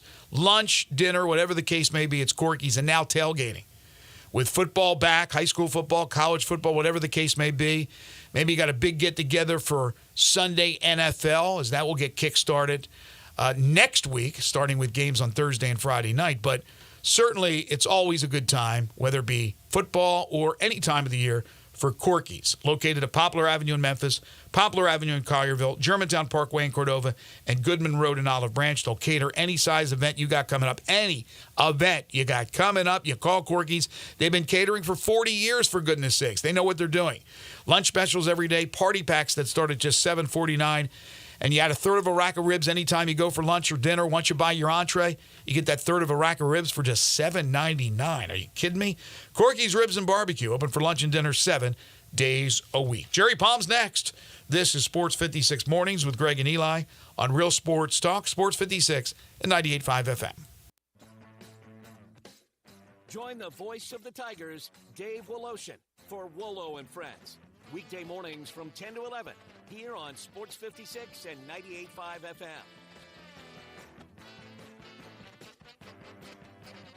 Drive like a pro and support a great cause during the sales drive at Landers Ford in Collierville, Landers Ford South in South Haven, and Landers Ford North in Covington. We've provided over 100 new Fords to be driven by the pros at the FedEx St. Jude Championship. Now they're all being sold with demo prices. That's right. Over 100 new Fords driven by the pros are being sold with demo pricing below market value. A portion of the proceeds go directly to the St. Jude's Children's Research Hospital. This is a once-a-year opportunity to trade up and drive like a pro while supporting a great cause. Visit LandersMemphis.com. That's LandersMemphis.com. Or come see us at Landers Ford in Collierville, Landers Ford South in South Haven, or Landers Ford North in Covington. With our Landers Easy Pass, you can get top dollar for your trade-in to help you save even more. Don't miss your chance. Reserve your demo price new Ford driven by a pro at the FedEx St. Jude Championship and lock in low APR financing. Remember, if it doesn't say Landers, you paid too much. Hi, this is Troy Fiveash, owner of Fiveash Roofing. In these uncertain economic times, there are so many things as a contractor and a business owner that I cannot control. The rising cost of materials, not to mention fuel and transportation costs. In the last 2 years, shingle prices have almost doubled, and commercial materials have doubled. And I don't have to tell you what fuel costs these days. But you know what I can control? How much markup I put on a project. I have always prided myself in knowing I never gouge a customer. But in an effort to ensure my crews have work and my customers are being treated fairly, I have lowered my profit margin, hoping to give you a price you can live with and keeping my crews busy. So if you need a roof or gutters, please give us a call. Five Ash Roofing, fair, honest, and ethical. Five Ash Roofing, a proud sponsor of Tiger Athletics and a member of the Tigers home team. 367-0050 or MemphisRoofer.com. 367-0050 or MemphisRoofer.com.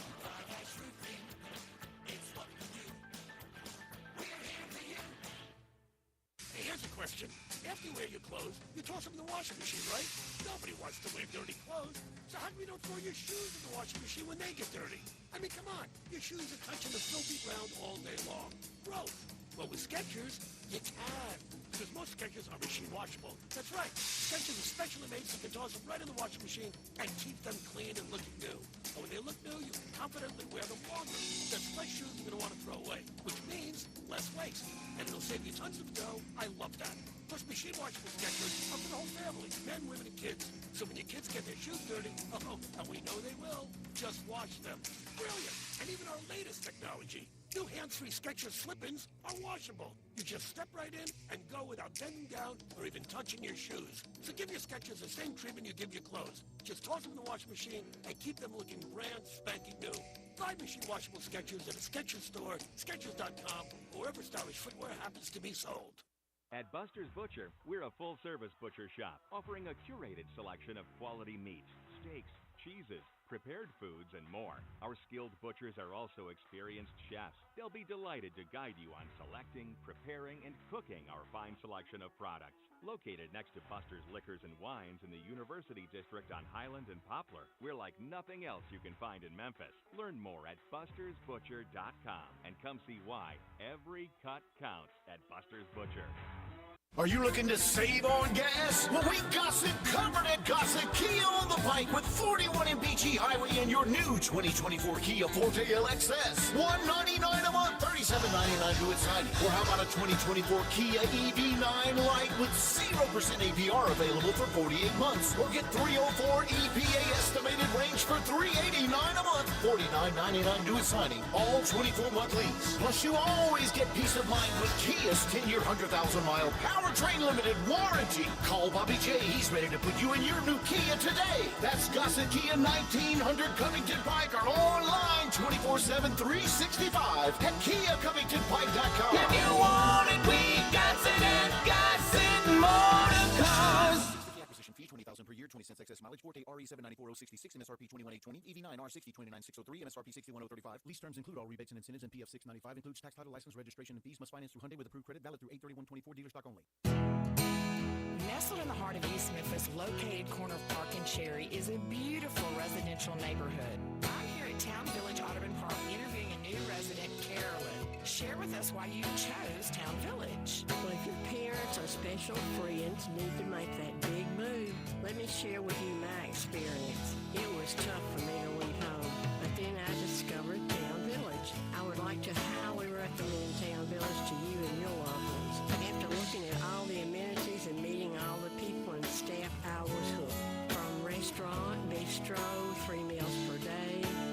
bookkeeping, transportation, security, health care, physical therapy, exercise room, and even a heated pool and spa. Come see us and make your new home in Town Village. Visit us and call Daniel at Town Village Audubon Park at 901-374-7342. There's no place like home, Town Village. Sports 56 traffic. Good morning. It remains a little bit slower than normal out here on 40, especially going eastbound, trying to get out past Canada Road. We've had numerous problems out through there. We're hoping this is going to start to improve here in a few minutes because it's been pretty rough at times, both east and westbound on I-40 around Canada Road this morning as traffic increases even more coming up from the south on 55 northbound up through South Haven. Weimer's Jewelry 7525 Highway 64 is your full-service, family-owned jewelry store right here in Memphis. I'm Commander Chuck with your on-time traffic. Back to Sports 56 mornings on Sports 56 and 98.5 FM. This hour is brought to you by James Gaddis Jewelers. Diamonds are forever. Here once again, Greg Gaston and Eli Savoy. Welcome back, everyone. 8:30 the time, halfway home on this Wednesday edition of Sports 56 Mornings. As we've talked about, Week 1 is here tomorrow. 21 games on your schedule for Thursday college football. 6 games on Friday, a whole host of games Saturday, then even a game on Sunday and on Labor Day Monday. So we're excited. You're excited. JP is excited. It's time for Jerry Palm. It's time for Sports 56 Mornings Weekly Chat with Jerry Palm, college football and basketball writer and bracketologist for CBSSports.com. Here are Greg, Eli, and Jerry. He is Jerry Palm from CBS Sports, CBSSports.com. You can follow him on Twitter at JPPalmCBS. Did you get your daughter safely to Harvard for her school year? Yeah. It's hard to even pronounce that any other way, isn't it? You have to say it that way. You do. I think you do. Yes, we did. Yeah. She's in some sort of orientation program now, and school doesn't start, I don't think, until after Labor Day. Right, because it's the Northeast, when it should start. Yeah, I mean, I think there are certainly schools that start then. I don't know. A lot of schools start earlier now, but I think all of the Ivies are that way. They start after Labor Day. Schools here in the Memphis area, in the South, 2 weeks ago they started. Yeah. 2 weeks ago, yeah. For goodness sakes. That's crazy. Did you, I forget because we talked about it last week, did you have Florida State in your playoff? And of course, yes, one loss doesn't mean they're eliminated, but now they're a little bit behind the 8 ball. How surprised were you with that performance?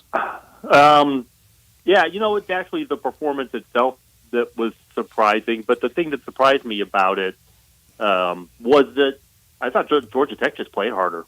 Yeah. They looked more fired up, more ready to go than Florida State did. And, Florida State's a more talented team. I don't think there's any question about that. But, if you're not ready to play, and I thought it was as much mental as anything else ready to play, then, you got a problem.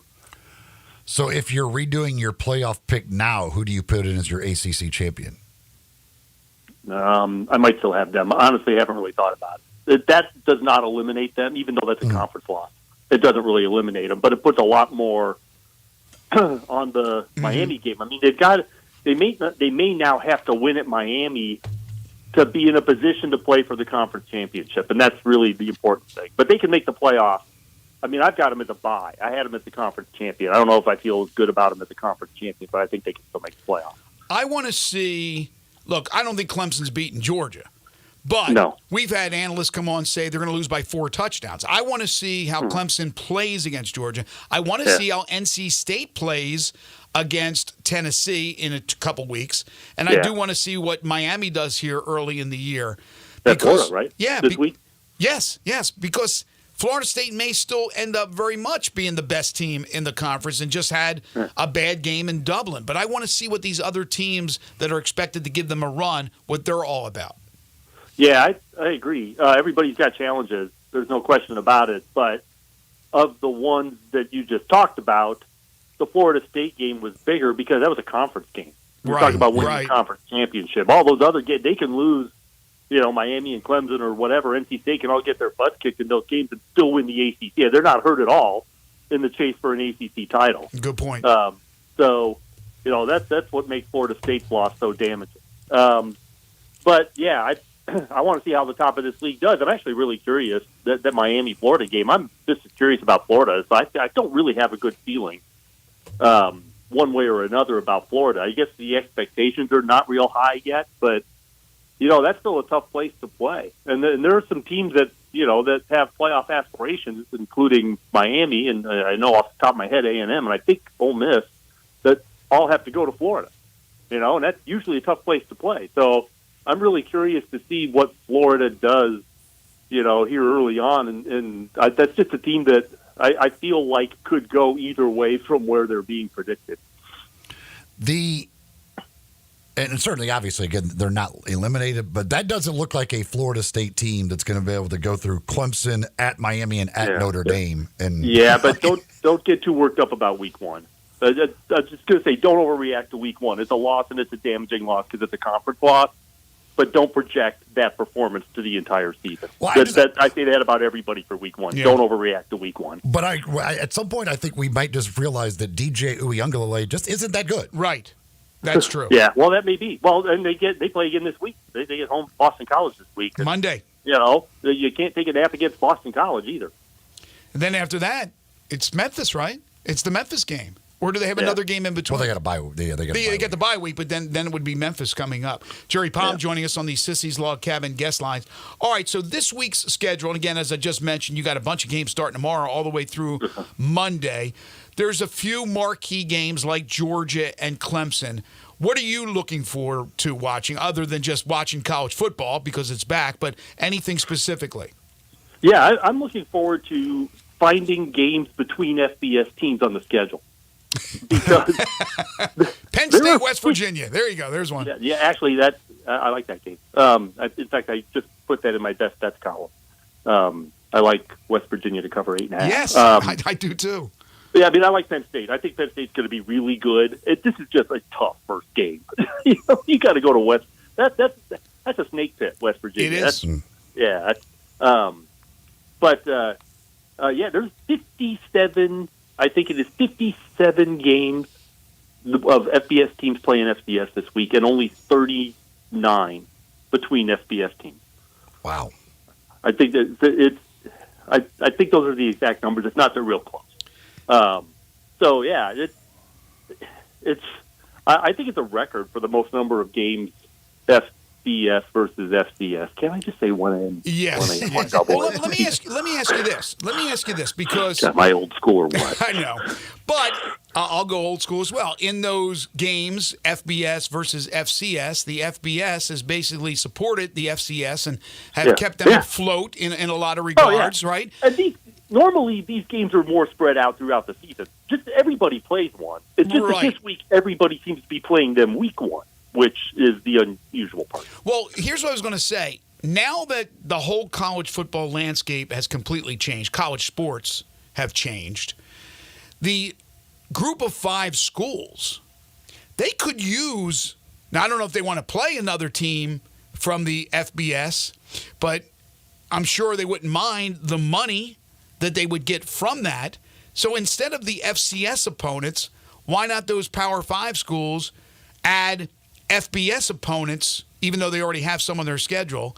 Because they do. Because right now the division is becoming so wide between the two. Why don't you help out the FBS schools who, when they go to... What's that? Most are. Yes, but even more. Most of the Power 4 schools are playing someone outside the Power 4, but in FBS. But I guess I'm saying, forget about the FCS. Just play your group of 5. Yeah, forget about those now. Just play your group of 5 schools. Help them out because they are in dire need, especially when we go to 105 scholarships and things of that nature. Why don't you help out those which are in your same category, FBS, as opposed to helping out the 1AAs or FCS that they have in the past? I understand you're helping them, but now you may need to help out your own brethren. That's all I'm saying. Yeah, well, we may see. I don't know. We'll have to see how schedules change once all these new rules go into place. you talk about the fact that how many are playing FCS. Well, I mean, a lot of the FBS versus FBS are horrendous matchups. So like in the end, there's just not a whole lot of good matchups this week. Yeah, it's a quiet week. Nobody really likes to start off with huge games because there's, it's almost like you're not ready for big games on week one, right? You want to shake off the cobwebs and stuff first, and maybe work some things out before you start to get into the meat of your schedule. Then there's Georgia Clemson's a TV game. Games like that, early in the season, and of course the Monday and Sunday games are made for TV games. So those matchups get put together by television. But I think most teams, if you gave them a choice, would rather play a game that they should comfortably win week one, so they can work out some of the kinks when they go back to practice to get ready for the meat of their schedule. Well, it's their version of an exhibition game, which I still think they should allow them in some sort of exhibition game because I mean that's what you'd be again like it's like the NFL doing joint scrimmages during camp. Yeah, I mean because again for Florida State, I mean obviously Georgia Tech had to do the same thing, but like opening with a conference game is a very dangerous thing. Plus you're traveling, you're halfway around the world to do it. Well, maybe not halfway, but you're going into a very different environment to play it, and you're at least 6 hours off your time zone, and it's. But it's for both teams. You're just playing there. Oh right. Yeah, but it's for both teams. It's not one guy has the advantage of the other. No, but I just think that it's as a weird way to start your season. That's a really weird way to start. Well, I agree. Maybe they should have went the route of Army-Navy and not counted as a conference game. Now that Army is in the American, which is so stupid. But to your point, now in college basketball, there's more of the move to play these big time games that are. Whether they're doing it for charity, Memphis is going to play. Yeah, Memphis is going to play Alabama in an exhibition game. Yeah, that's a good tune-up, as Eli just alluded to. Yeah, Purdue's playing Creighton after playing Arkansas last year. So you get a big-time tune-up game to get ready to start the season. And Purdue lost that Arkansas game last year, and then Arkansas ended up not being very good. Right. Funny. But it gets you ready to go. It's an exhibition game, so you're tweaking your roster, and you're not playing like it's a normal game. Exactly, and it's not a blemish on your record, right? It's just it's a nice dress rehearsal tune-up. Well, that's I guess to Eli's point, you don't have one of those in college football. No, you don't.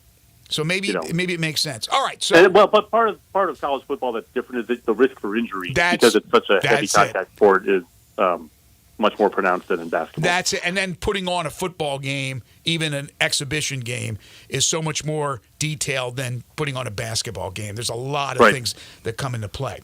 Well, this week, we talked about this a little bit earlier. Colorado opens with North Dakota State. And just like last year when Deion got all the hoopla, and understandably so, and they got off to the great start and then faded, he's got all the hoopla now, but for the wrong reasons, the whole deal with the media and the Denver Post reporter. Yeah. What happens if they lose? And North Dakota State is a capable team. Yeah, I mean, that's a program. So what happens if they lose? Does he go quiet? Does he? I don't know the quiet's in his repertoire. Yeah, I know. It's just it doesn't seem that way. I don't think quiet is a thing. But we had to make like some sort of what they called a bold prediction. I'm not sure mine are ever really all that bold, but when we did the Big 12 preview, I said that Deion Sanders may not get fired at the end of this year, but his seat's going to be on fire next year. I'm just not expecting much from this team. And if they go out and hammer North Dakota State, maybe I should change those expectations because that's a good program. Mm-hmm. But I would not be surprised if that's a game.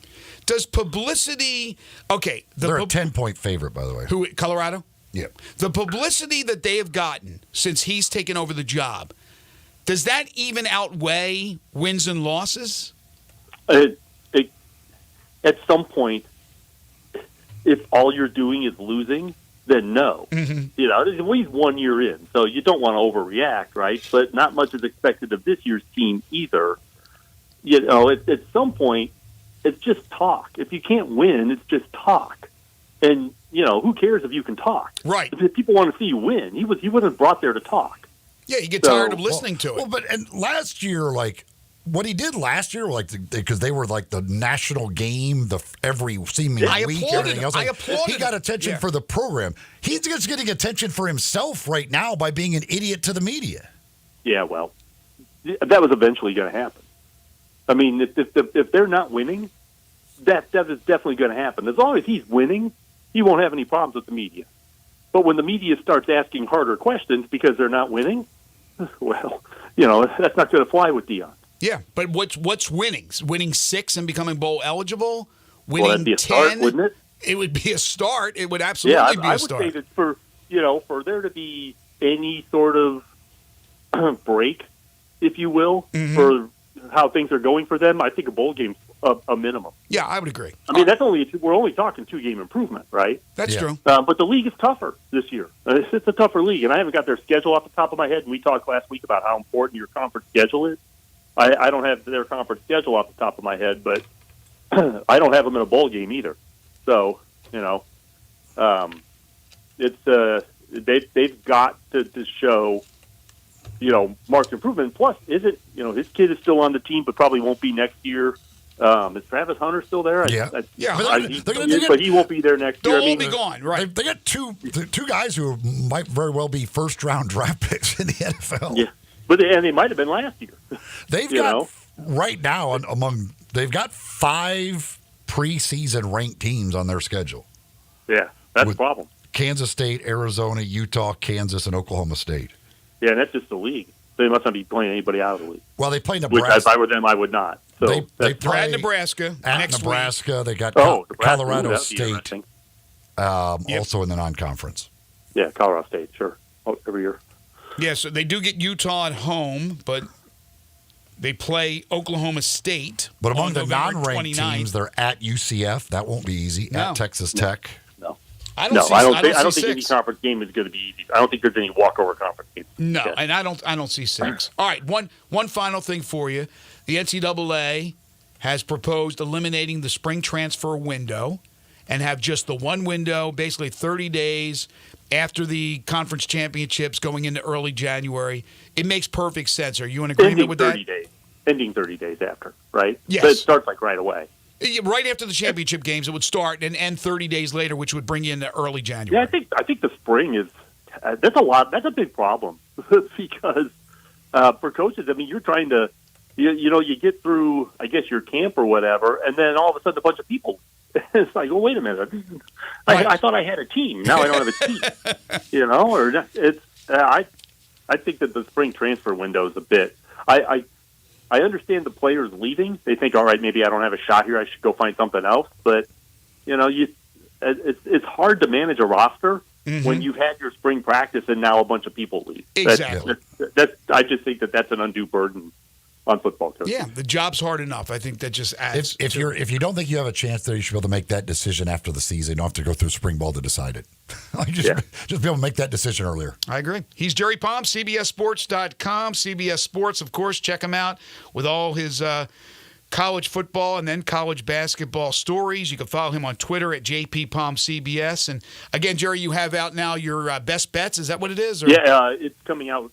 It's probably not out yet. It'll be out sometime later today. All right, so sometime later today, check it out at CBSSports.com and listen to Jerry every Wednesday talking with us right here on Sports 56 Mornings. Thank you, JP. Enjoy the games. All right, thanks. Talk to you later. Take care. We'll take a timeout, come back, wrap up hour number 2. This is Sports 56 Mornings with Greg and Eli on Real Sports Talk, Sports 56 and 98.5 FM. Broadcasting from the Family Leisure Studio, we are Sports 56 and 98.5 FM. Everyone loves home improvement. South Haven Supply and Warehouse 51 makes it easy. A real hardware store run by 3 generations of a real hardware family where you can get it on. Whether it's repairs, remodeling, or new building, kitchens, bathrooms, tiles, tubs, vanities, sinks, mirrors, lighting, furniture, even door hardware. All the latest designs as well as timeless classics. And if outdoor fun is on your mind, they have the big green egg and accessories. South Haven Supply and Warehouse 51, 8560 Highway 51. Easy home improvement. Chris Price here for Brian Elder Roofing. For nearly 2 decades, we've installed some of the best roof systems across the Mid-South. To the tens of thousands of clients we've served, we are honored. So many of you call our team at Brian Elder Roofing your roofers. Our team is dedicated to serving you and keeping your family safe, dry, and mold-free. The recent hailstorms have caused massive damage, and many of these will go unnoticed for years, even though the South compromises even the best-built roof system. Whether we find damage or not, your photos are securely stored for future reference. Call Brian Elmer Roofing today for a total evaluation of your entire roof system free. We will not try to sell you a roof if all you need is a repair. Call me at 901-867-0303. That's 901-867-0303. Or visit us online at brianelmerroofing.com.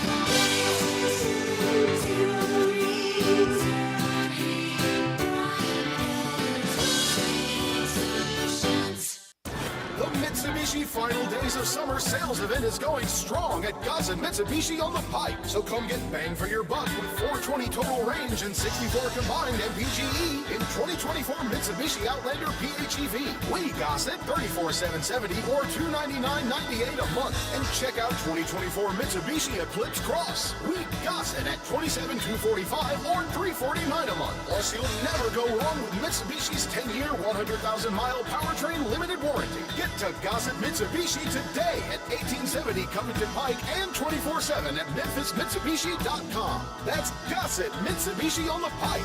If you want it, we got it at Gossett Motor Cars. RZO 35,297, MSRP 47,470, 36-month, 30,000-mile lease, 44,53 due at signing, 1,095 acquisition fee, 25 cents per mile excess wear and tear. Eclipse RZO 65,450, MSRP 28,745, includes all rebates and incentives, PF 695, excludes tax title and license with approved credit. See dealer for complete details. Offer valid through end of the month. Dealer stock only. Memphis, it's official. Crab King's Seafood is where it's at. For the most flavored seafood and the biggest plates, run to a Crab King's near you. Visit the Bartlett Cordova location at 7140 Stage Road. The price, the portions, the service is why Crab King's is number one. So don't be disappointed in seafood. Make the right choice the first time and every time. Make it Crab King's. Crab King's have only locally grown catfish. Come and devour tasty snow crabs, king crab, shrimp, salmon, catfish, calamari, and so much more. Enjoy Memphis's best tasting pasta with your choice of toppings. Visit the Bartlett Cordova location at 7140 Stage Road. Crab King's is open Wednesday through Sunday. Enjoy 50% off lunch portions and dollar fountain drinks. The number one name in Cajun seafood is Crab King's Seafood, a Memphis favorite. Crab King's, 7140 Stage Road. King's with the Z.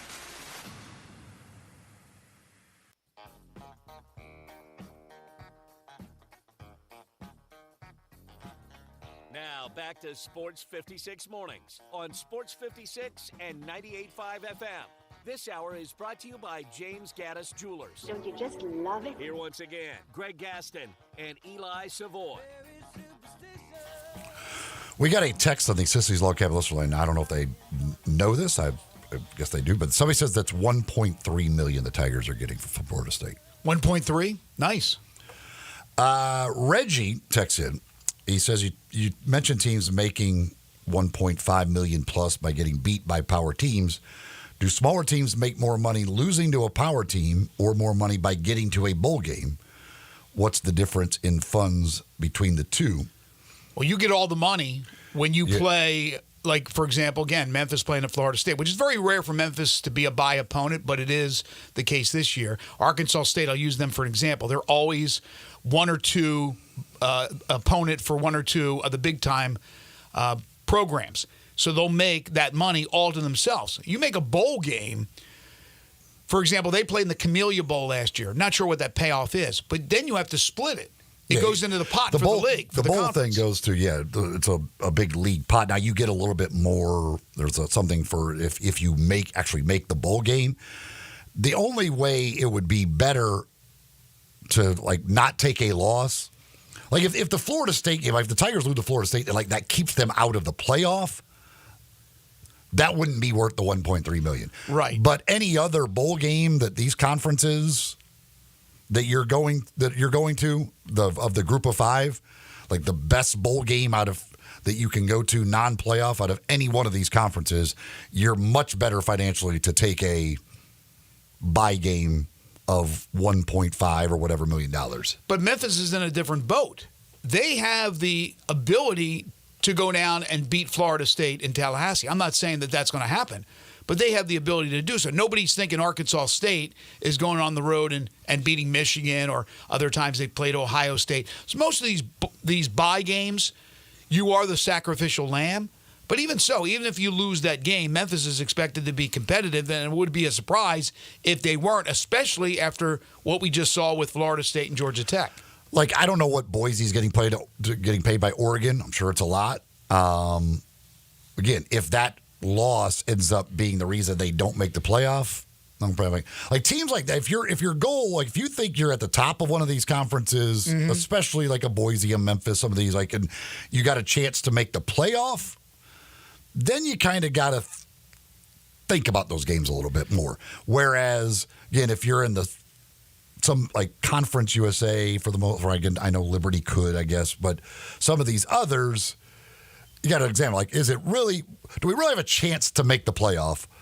Or would it be better for our program to take a bye game, make a couple $1 million and be happy with that? And then hopefully for them, they still get to 6 wins and still get to a bowl game. So you get both of the things. You still get the bowl game as well as the big payday that you got by playing one of these games. Yes, but again, this is a rarity for Memphis. They're not usually in this position.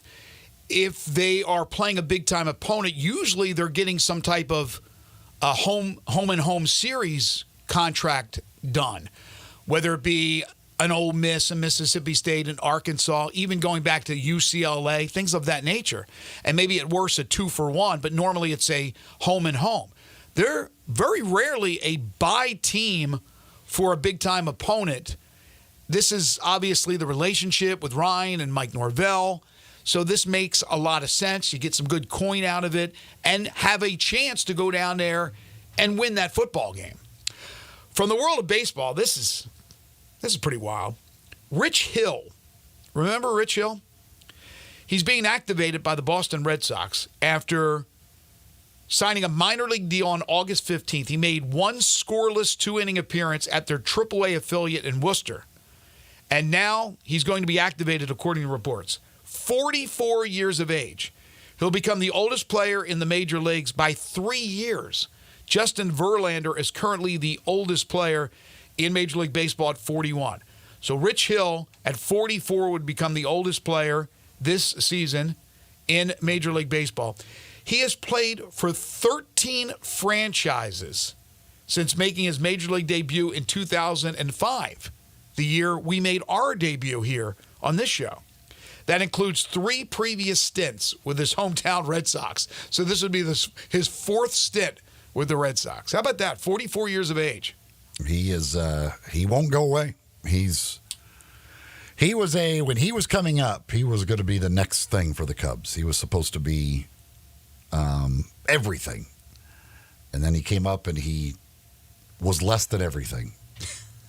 But he's lasted. But his arm didn't fall off. 20 years is 20 years. If you can make it pitching in the major leagues for 20 years, God bless you. That's impressive stuff. At 44 years old, if you could still get an opportunity to call up and get some action in the major leagues, God bless you, Rich Hill.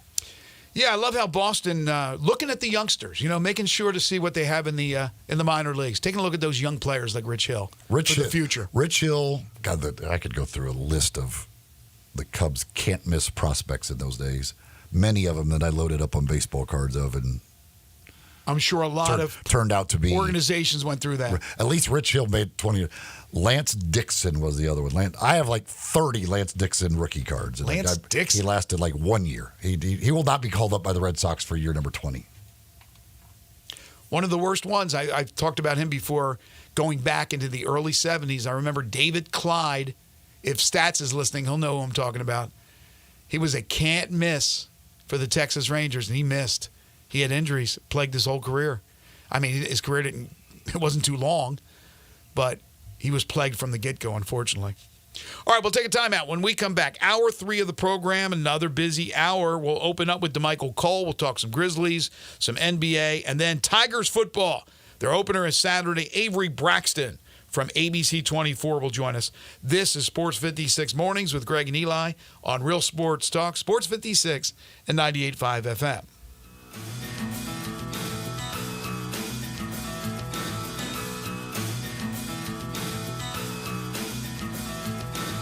They're taking care of business in Memphis right on the river with Grind City Brewing and all of their great products. Look, this was a dream come true for a father and son duo. And if you have not been to that brewery right on the river, just to the north of downtown, you're really missing something special. And now you can't miss their products. Wherever you go, you see a brand new label. It's clean, it's beautiful, it's distinctive. You'll know Grind City Brewing, and of course you know their products like Poppy's Pills, that great Pilsner, or Tiger Tail, that very creative craft malt liquor. There's the new Thaddeus Amber Lager. That is absolutely a great light beer. There's the India Pale called Godhopper. It's outstanding. And then there's the Belga, the Belgian-style wheat ale.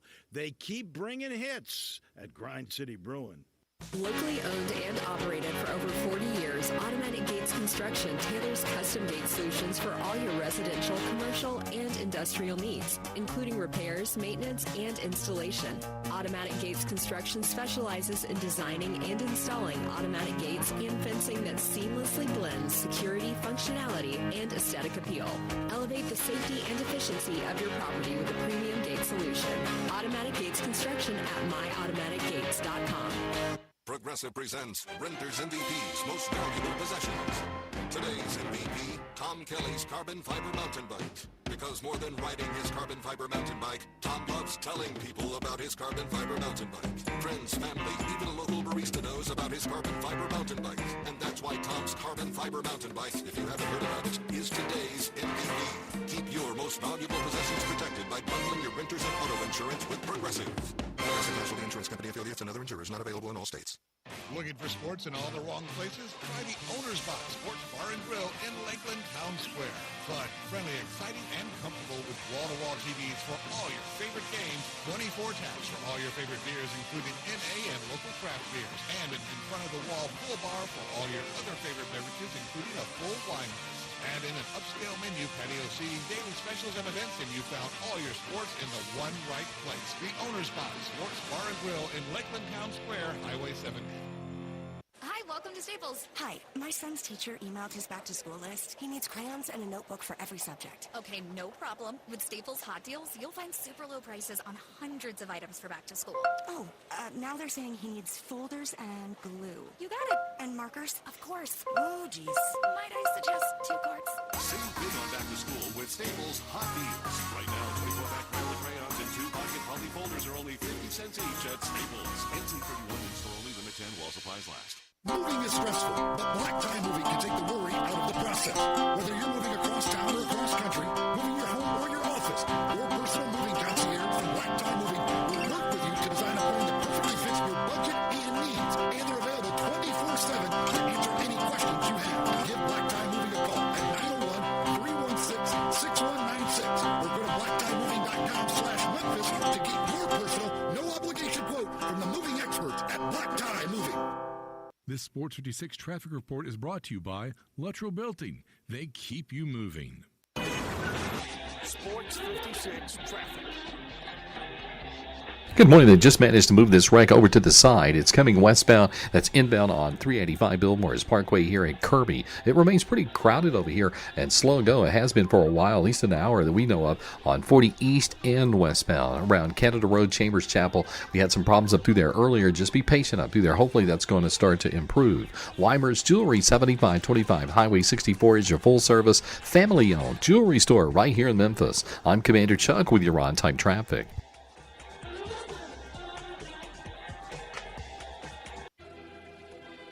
We are Sports 56, WHBQ Memphis, and W253DF Memphis. Flynn Broadcasting Stations. Oh,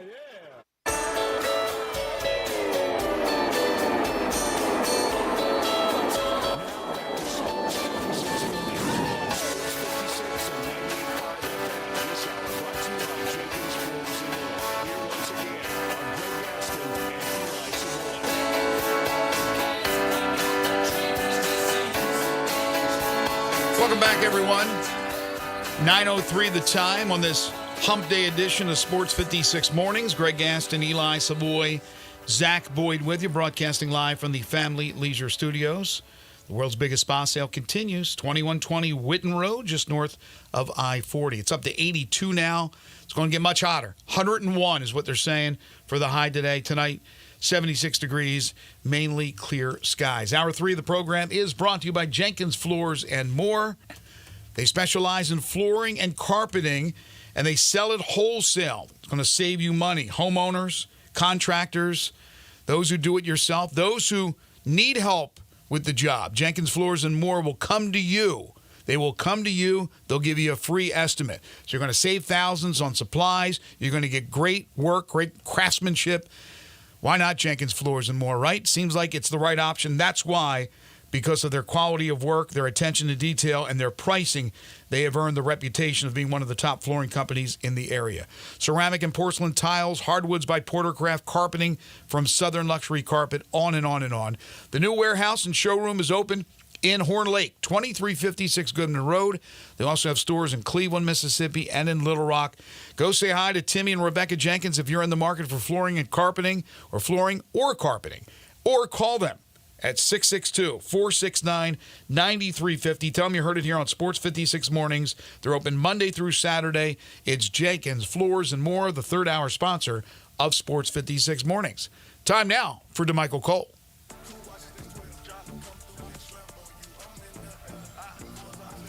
It's time to talk some Grizzlies basketball. Joining Greg and Eli is DeMichael Cole, Grizzlies beat writer for the Commercial Appeal. Here's DeMichael with Greg and Eli.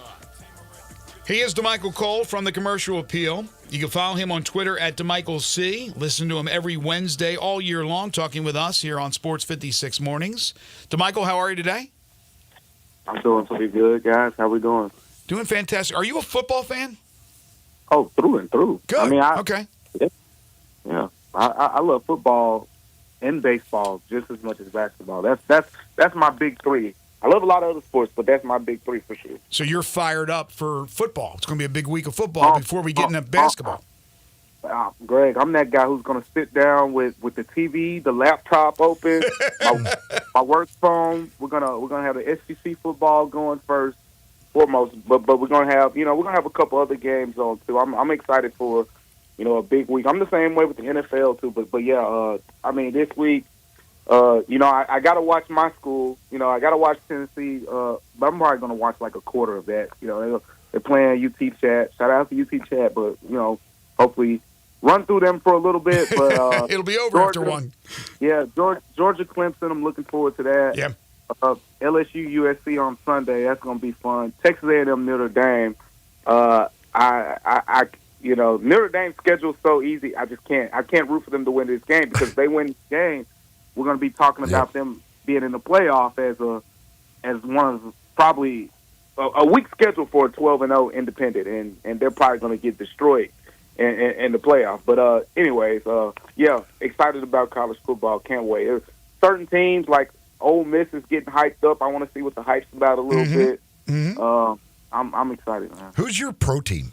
Who's your NFL team? Green Bay Packers, through and through, diehard. Wow, why Green Bay? Okay, so the easiest answer to that is me being a sports fan growing up, and I used to read, but I didn't read like Harry Potter books. I didn't really enjoy like Dr. Seuss books or anything like that. I liked sports biologies and sports books ever since I was little. And of course, being in Memphis, I still remember we went to one of our. Yep, I read about Reggie White and Brett Favre. You hit it on the money. Those were two of the very first books that I got at your school fair when you're like in the first grade, and you go to the library, you pick out a couple books. I picked up a Brett Favre book. I picked up the Minister of Defense. Picked up Reggie White. First two guys, and then I was already watching Green Bay, but I was kind of split at the time between Green Bay and the Patriots.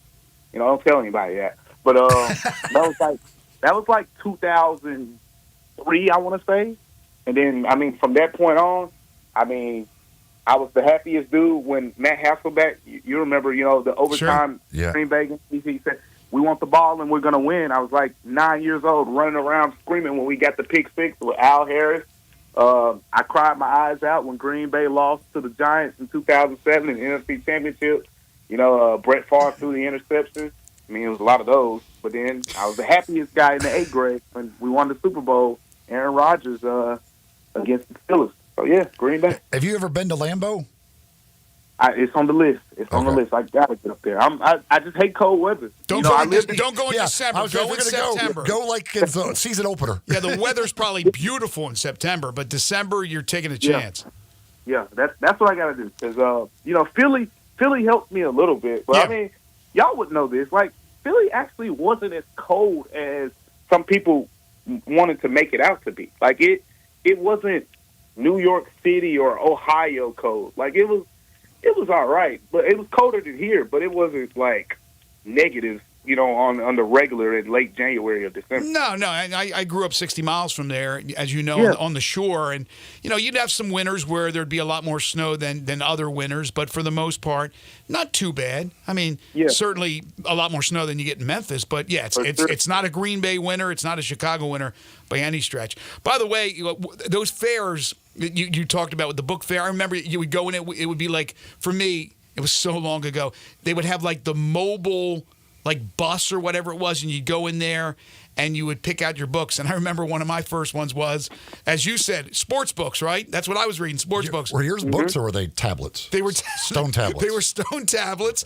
and it was about O.J. Simpson. So that one didn't turn out good in the long run, but it was one of my first books I ever read was O.J. Brett Favre, he didn't do it O.J. No, I was going to say that. Brett Favre had his little checkered things, too. Yes. You can read about him in court documents now rather than books. Unfortunately, yeah, that was the case.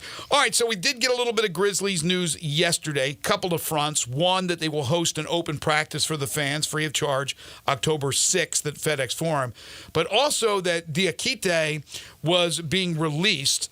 He was acquired, as you know, in the trade with the Nets for Zaire Williams. We were talking in the past about whether or not they'd hold on to him until the deadline or what would they do with that, so they decided to dump him now. They'll stretch the salary that he's owed over 3 seasons so that he's even gives him more wiggle room as far as being below the luxury tax line, and it keeps an open roster spot for whenever they need it. Seems like it was the right move to make. Yeah, for sure. And this was expected, but it was just a when would they do it? Would they go into camp with them and do it towards the end of camp? But I think I said it on here too. We last month before the Luke Kennard thing happened, and one thing that I kept hearing from sources around the time when Luke Kennard was resigning is that the Grizzlies wanted to stay at 14 players, like they wanted that flexibility. So even when they re-signed Luke Kennard and then they traded Zaire Williams and got Diakite back, when they put them back at 15, there still was the expectation that they want to get back down to 14. And now they're there because I think that's the best spot for them to be in. I don't know the exact reason why they want to be there, but it makes sense from the standpoint of you want to be prepared, for anything and everything, and just have that flexibility. Right now, they're right below the tax, and that's important to point out because I don't know if everyone knows this, but your financial number for the season isn't final to right after the trade deadline. So all this, they're right above the tax right now. This team's in the second apron, this team's in the first apron. None of it matters until the trade deadline. Yeah, subject to change. Exactly. So the Grizzlies, in my opinion, this just makes no sense if you're just looking at the situation. I feel like they put themselves in a position where they're right below the tax, and they say, hey, look, last season went nothing how we expected it to. So we're going to go into this season with some flexibility. If we play well, guess what?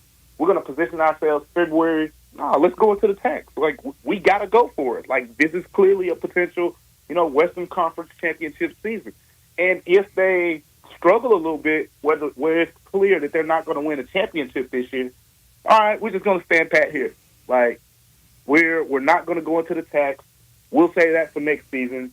So I feel like they have that flexibility on one end, and then you have the player flexibility as well. Of course, injuries happen, and then sometimes teams have to go sign guys, for a short period of time. Now you have an open spot where you can go sign. If a big is what ends up, if Zach Edey gets a sprained ankle, like what's the next at center? Like that's a question mark, for this team right now. Like, do you start Jaron? Do you move Brandon Clark into the starting lineup? At center, like what happens there? So I feel like that 15th spot could be reserved, for kind of like another physical big, from the standpoint of like when Steven Adams would go down, Brandon Clark was able to stay in his reserve role, and you were able to bring in Xavier Tillman. There's no Xavier Tillman right now on this roster, so I think it could be used for depth, but I think it's probably best right now just to keep it open and let's see what happens. Yeah, I certainly. You would think that they would be like, we probably should be prepared for injuries to happen. Right. We've seen it happen. You have a track record. And I know you wrote about it, but I mean, also the idea, like, if nothing's happening or whatever, but maybe you're using Scottie Pippen more than you thought, and you end up having to get to that point where he can't be on the two-way deal anymore, and you have to promote him. Yeah, that's a big one, and it could happen with Jay Huskett, too. I mean, the big situation is fine because everyone's enamored with the idea of what Zach Edey has done. But, I mean, if Zach Edey has one little sprained ankle, like he had two in Summer League, if he has one, the center position automatically just completely shifts in the way that we view it. So, but yeah, with Scottie Pippen Jr., I mean, you guys know what I think of him. I've been kind of high on him for a while as, like, the potential, backup for this team long term. I like what Derrick Rose can give you in bursts, but Scottie Pippen Jr. has some game. And he definitely could be that one where it was Vince Williams this past season where you just kept looking at Vince Williams' active games and you're like, all right, that's like 40. That's 46. That's 47. Like, he's closing in on 50, and, and then boom, they gave him the contract. And that's how it could be with Scottie Pippen Jr. this year. Like, if Derrick Rose, pulls a hammy or if Ja misses some time and, Scottie Pippen Jr., I feel like not even for the regular season. Like, he's the one guy who's on a two-way that you might want for the playoffs for small, bursts. So we'll see how, his role plays out this season. But, two-way guys can't. They're ineligible for the postseason. So he is the one guy who I think could play himself into that conversation. And the other part of it with Scottie Pippen Jr. that I want to talk about is since he's a third-year player and he's on his two-way for a second season, you can't bring him back on two-way next year. Mm-hmm. So you also want to put yourself in a position where you say, during the season, go ahead and give him that 4-year contract. Now you don't have to go into free agency, playing the same game as everyone else. And then you could, another team could get him and all those things. So if he's someone that you consider a part, like, that's our backup point guard of the future, you probably want to solidify that, during the season. DeMichael Cole from the Commercial Appeal joining us on the Sissy's Log Cabin guest lines. He joins us each and every Wednesday. But to that point, and I'm in agreement, totally in agreement, and I'm with you as well as how much I also like Scottie Pippen Jr. and his improvement in his short time in the NBA. But think about this. If it really works out this year where Dez is running the point when Ja's on the bench, Marcus Smart's running the point, and you have all that firepower, you may not need Scottie Pippen for the future. Yeah, you might not, but they had Marcus Smart and Desmond Bane playing point guard at the beginning of the season, and they started 0-6.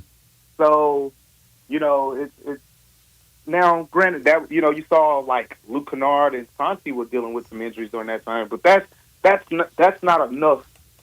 That sample size, what we saw, was enough to kind of concern me. And I don't think they were missing, like, outside of Ja, of course.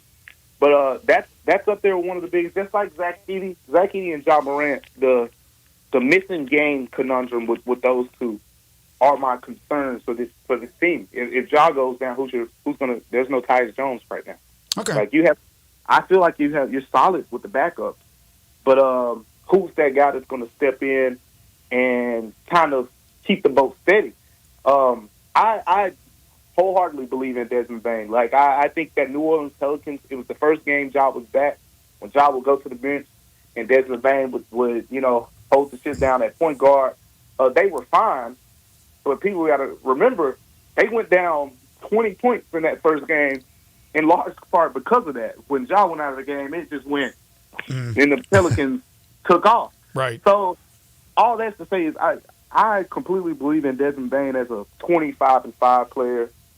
Marcus Smart, I'm just not sold on the point guard thing. Like the difference we saw last season, and just that, I mean, he played 20 games. Like the difference we saw with Marcus Smart playing on the ball and off the ball to me was night and day. I hear you. Like on the ball, it was more of a struggle. Like, and then when he was off the ball, and it was a simplified offensive role, and it was him being a secondary playmaker, making decisions for himself and teammates. It was like, okay, now he's more in the flow of things. This is the guy who feels like he's an upgrade, over Dylan Brooks.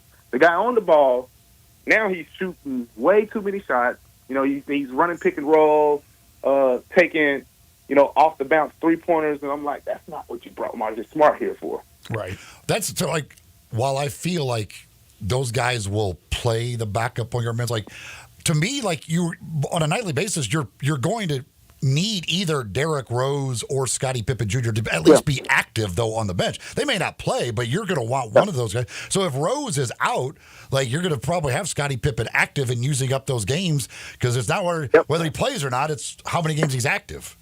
Yeah, exactly. And that was a thing last year, like with Vince Williams, like when people were trying to count the numbers. It was like, that's a few games where he was active earlier in the season where he didn't play when some of the other guys were healthy. But yeah, I think, the Scottie Pippen Jr. and Derrick Rose thing will be a big thing to watch because it's interesting to see if the Grizzlies will say, hey, one of these guys will be our backup point guard, or they say, we'll use Dez or we'll use Marcus.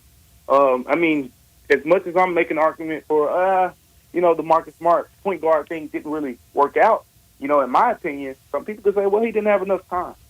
And, I would understand that, but at the same time, I would say go watch Boston. And Boston played their best when Marcus Smart was off the ball. There was a reason that Boston went point guard hunting, even when Marcus Smart was still, on the team. Yeah. So just looking at the full picture, and I think Dez has taken some steps, and he can do it. But why would you want Dez playing point guard when you can have Dez, being off the ball and kind of shifting the defense in his direction, as a shooter.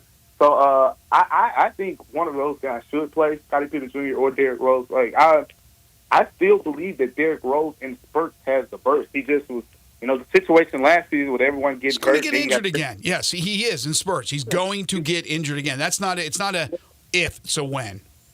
Yeah, unfortunately. you had him starting last year. Like that just can't happen. All right, rapid fire. Don't have a lot of time. I wanted to ask you this for the whole week. I was thinking about this because I had said after the Olympics with Steph Curry, just going off again. I go, look, Steph Curry's got to be in your top 10 all time. It's got to be. So I'm kicking somebody out, but I don't want to do top 10 all time. I just want to ask you this, rapid fire. Last 10 years, NBA, last 10 years, no particular order. Give me the 10 best players in the NBA last 10 years. Either one of you guys, Zach, anybody can jump in. There's obvious ones, but let's go rapid fire. Last 10 years, who are the 10 best players in the NBA? Kevin Durant, Kawhi Leonard, LeBron James, Steph Curry. Now, that's my big four. Then you go Giannis, Jokic. That gets me to 6 right there. Right there, 6. Mm-hmm. It gets tough after that. I take James Harden. You got to throw in there, the postseason stuff. I'll throw Luka in there, even though the sample size isn't huge yet. For the last 6 years. Okay. So that puts you at 8. You putting AD in there? You putting Paul George in there? You putting Tatum in there? I'm gonna go Anthony Davis for 9. That gets you 9. And then 10 is tough because did I say Westbrook? No. I'm going Westbrook over Embiid. I'm going Westbrook. Wow, okay. Westbrook, there's your 10. Eli, what were you going to say? Well, I was going to bring up Embiid. Yeah. It was between those two, but Westbrook's got MVP, 3 triple-double seasons. A couple of them felt stat padded, but he held it down in OKC, and neither of them have a lot of playoff success. So we're leaving Carmelo out. Yeah, he was on the back 9 by then. He was. Yeah, it was the very end of his career. Okay, all right. We can debate this more next week. Davis versus Embiid would be interesting. Yeah. Some would have both of them on their list. So yeah, and maybe pop off somebody, but and that doesn't include Tatum. If people think he's the top 10, but something to think about. And we'll maybe get back to it, time permitting, next week as well. He's DeMichael Cole, Grizzlies beat writer for the Commercial Appeal. Read all his great stories at the CA. Follow him on Twitter at DeMichaelC. Catch him every Wednesday talking with us right here on Sports 56 Mornings. Thank you, DeMichael. Great job. All right, take care, guys. You too. All right, when we come back, we're talking Tigers football with Avery Braxton from ABC 24. This is Sports 56 Mornings with Greg and Eli on Real Sports Talk, Sports 56, 98.5 FM. Broadcasting from the Family Leisure Studio, we are Sports 56 and 98.5 FM. Memphis, it's official. Crab King Seafood is where it's at. For the most flavored seafood and the biggest plates, run to a Crab King's near you.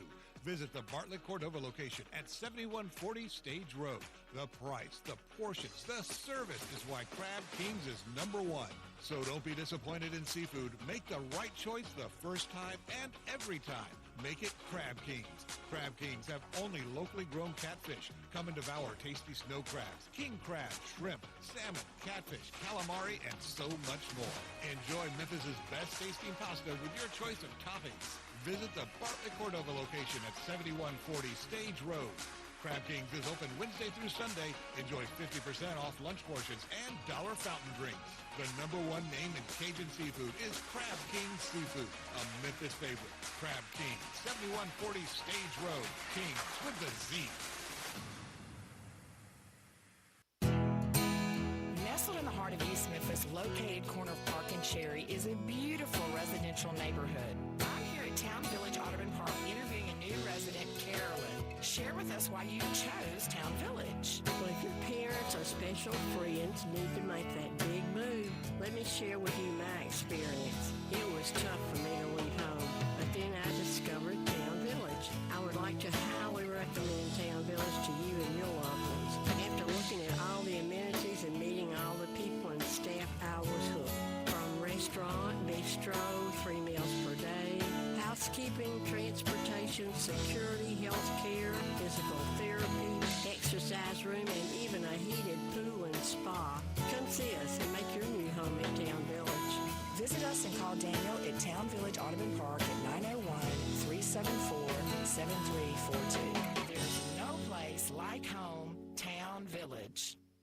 All 650 acquisition fee, $20,000 per year, 20 cents excess mileage, Forte RE 794066, MSRP 21820, Telluride RG 543,666, MSRP 39835, EV9 R602 29603, MSRP 61035. Lease terms include all rebates and incentives and a PF 695, includes tax, title, license, registration, and fees. Must finance through Hyundai with approved credit, valid through 8/31/24. Dealer stock only. Yo, Jeff Allen, what's up over there at Gossett Kia, South Mount Moriah? I know what's down, Randy. Prices at Gossett Kia, Mount Moriah. You looking to save? 41 MPG Highway in a 2024 Kia Forte LXS, $199 a month, $37.99 due at signing. I've got a 2024 Kia Telluride S front-wheel drive, $379 per month, $39.99 due at signing. And Randy, talk about saving big bucks. 304 EPA estimate range for $389 a month in a 2024 Kia EV9 Lite, $49.99 due at signing, all 24-month lease. Plus the 10-year, 100,000-mile powertrain limited warranty. So whether you live in Horn Lake, South Haven, Olive Branch, or Memphis, you'll be happy at Gossett Kia on Mount Moriah. Getting engaged soon? Don't make her settle for one of those knockoff mass-produced rings you find at most jewelry stores. Get to Genesis Diamonds and get her that one-of-a-kind ring she really wants from a world-class designer. Hey, it's Eric Hasseltine, and Genesis Diamonds has the rings on every woman's wish list. Truly handcrafted rings made in the USA from names like Tacori, Garagio, and dozens more. Not even allowed to sell these amazing brands when you can get them at Genesis. This is one amazing store owned by a former diamond wholesaler. Every diamond is straight from the cutter with rock bottom prices, and nothing's held back. We'll show you the inside secrets of the diamond business and teach you how to buy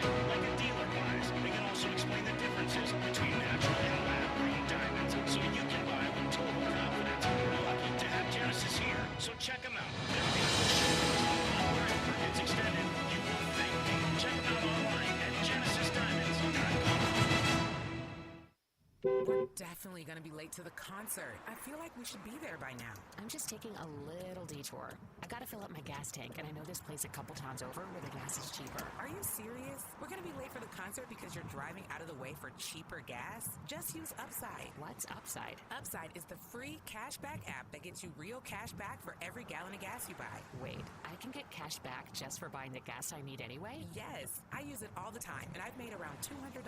Now pull over so you can download the Upside app before we miss the concert. Download the free Upside app now to earn cash back every time you buy gas. Use promo code 2024 to get an extra 25 cents per gallon on your first tank. You can cash out anytime, right to your bank, PayPal, or as a gift card for Amazon and other brands. Just download the free Upside app and use promo code 2024 for 25 cents per gallon bonus on your first tank. That's code 2024 for 25 cents per gallon bonus. That's code 2024.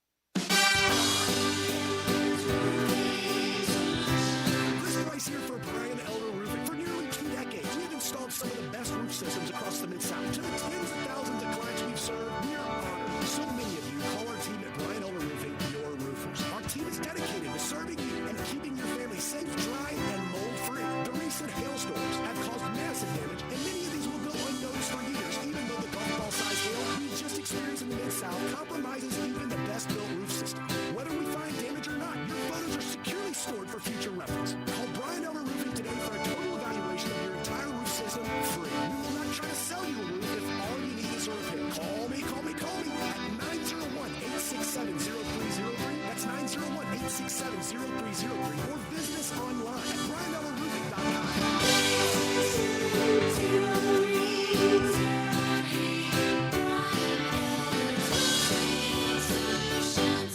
Now back to Sports 56 mornings on Sports 56 and 98.5 FM. This hour brought to you by Jenkins Floors and More. Here once again are Greg Gaston and Eli Savoy.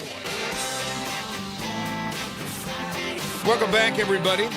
Tomorrow, our weekly visit with Ryan Silverfield begins. Tigers football coach will join us at 8:05. That'll be followed by the Tiger Football Report as we crank up another season that starts Saturday. We're going to talk more about that with our friend Avery Braxton in just a second.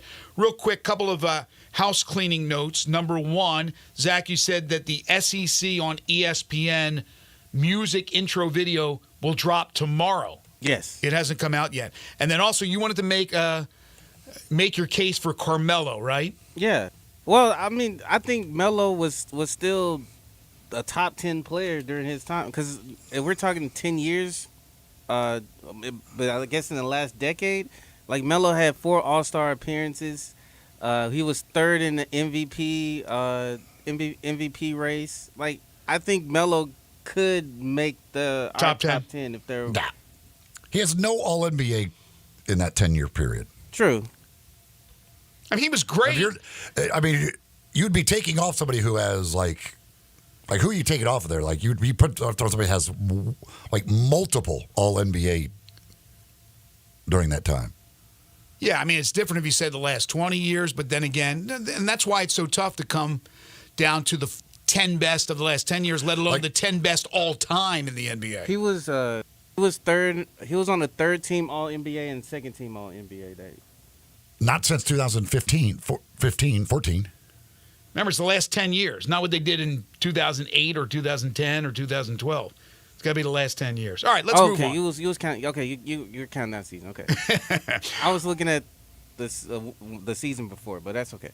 Yeah. Well, I wanted to talk some Memphis Tigers football with Avery Braxton. He is the sports anchor for ABC 24. Does a great job.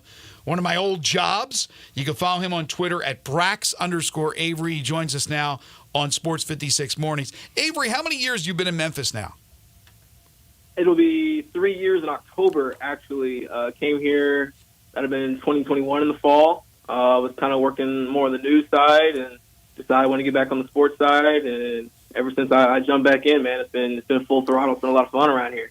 You've done a great job. It's interesting because your perspective is different. 3 years all you have seen is success from this Memphis Tigers football team. When people who are from here or have been in the media as long as I have, you know those lean years back in the day, you don't take any of them for granted. But I've never seen more anticipation for a season like I have felt and seen going into 2024. What about you as far as the anticipation, the talk? Have you heard just a lot more chatter in the offseason about Memphis football?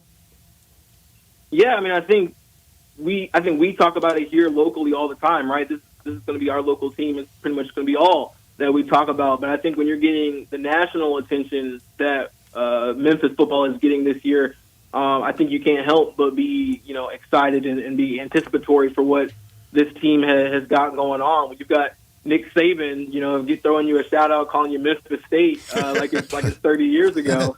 When Nick Saban has your respect, or you have Nick Saban's respect, rather, I think that is a reason to certainly feel good about yourself. And even though it seemed like College Game Day last weekend was giving Liberty a lot of love, there's no reason to think that Memphis is not going to be in that conversation for the college football playoff coming up. What is your expectation for this team? My expectation is that they're going to be up there at the top. If they handle business the way they should, we should be talking about, an AAC championship and that 12 seed in the college football playoff. What I hope doesn't happen is, you see some of those pitfalls along the way. You look at the Memphis football schedule, a lot of their toughest games within their conference are going to be on the road. You're talking about South Florida. You're talking about UTSA, teams that are up and coming, that have had success. Tulane at the very end of the regular season on a Thursday night.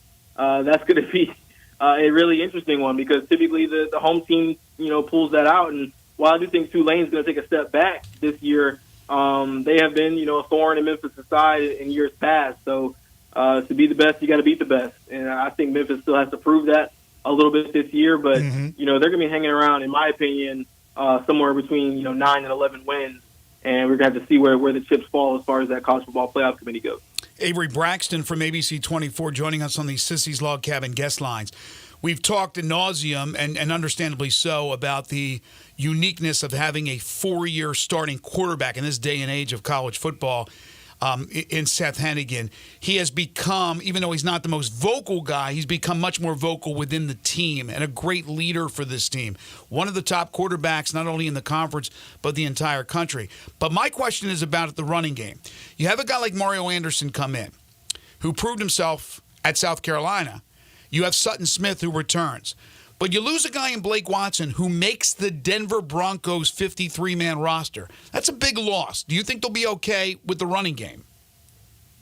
I think they will be okay. I think anytime you have a guy like Mario Anderson come in, he's just going to be a boon. I think he'll be kind of the bell cow. But when you talk to, offensive coordinator Tim Cramsey, you talk to Ryan Silverfield, it sounds like it's going to be not a running back by committee approach necessarily, but it will definitely be kind of a 1-2 punch. I think Sutton Smith is going to be kind of that gadget player. I think he's going to obviously be in the backfield a lot, but they're going to split him out, in the slot. They're going to have him catching passes, catching screens. He's a guy you want to get on the perimeter as much as you possibly can and just let him make moves. I mean, we think about, or at least I think about that play he had in the AutoZone Liberty Bowl last year against Iowa State, where he made 2-3 guys miss and then just turns on the afterburners and makes everybody look silly, right, diving into the end zone. Those are the kind of plays that you're looking from Sutton Smith. I think with Mario, he's going to be a little bit more of that bruiser, kind of a callback to years past and running backs past, where he's going to get behind his pads, I think. We talked to Tim Cramsey this week. He says he runs angry. And anytime you have a running back that runs angry, you're looking for him to bowl somebody over, get you those tough yards, in between the tackles in a 3rd and 2, a 4th and 1 kind of situation. I think they're going to be a great tandem. The way I described it in our sportscast yesterday is they should that tailback duo to put the fear of God in defenses this season. Are you ready? If the dream scenario worked out, would you be ready to cover a Memphis at Ole Miss playoff game? That would be the dream scenario, right? Working at local news, right? Everybody that you cover working in one stadium is absolutely the dream. I think looking at what Ole Miss has got going on, there's no reason they shouldn't be in the college football playoff, whether they win an SEC championship or not. And I know they have high aspirations out there in Oxford. But the Mid-South is got a wealth of riches right now when it comes to college football. There's a lot to be excited about. I think, both Memphis and Ole Miss are going to have cases for really, really special seasons. It could be the ultimate season, but I'm going to ask you about success versus disappointment. Right? You get to the playoff, that's the ultimate. That's the cherry on top of the sundae. But what constitutes a successful season for this particular team with all the anticipation and what people expect around the country for this team to do? And then what would be a disappointment, in your opinion, for the Tigers? I think the Tigers have to be in that AAC championship conversation. It's one thing to, have a great regular season and not necessarily be there, but there's really no reason that Ryan Silverfield and that Tigers football team should not be in the AAC championship game this year. 100% the college football playoff will be the cherry on top. But really, if you do what you're supposed to do, you should win the AAC. You should kind of have that, highest group of 5 bid going into the college football playoff. There's really no reason they shouldn't be in the conference championship game. I wouldn't say not winning, if you get there, would be a disappointment. It certainly would be disappointing, but I think that would be a step forward from where we've seen Ryan Silverfield and his football team come from, especially, not last year, but, the couple of years before, looking at 6-6 and 7-6. And those were seasons that I would say were disappointments.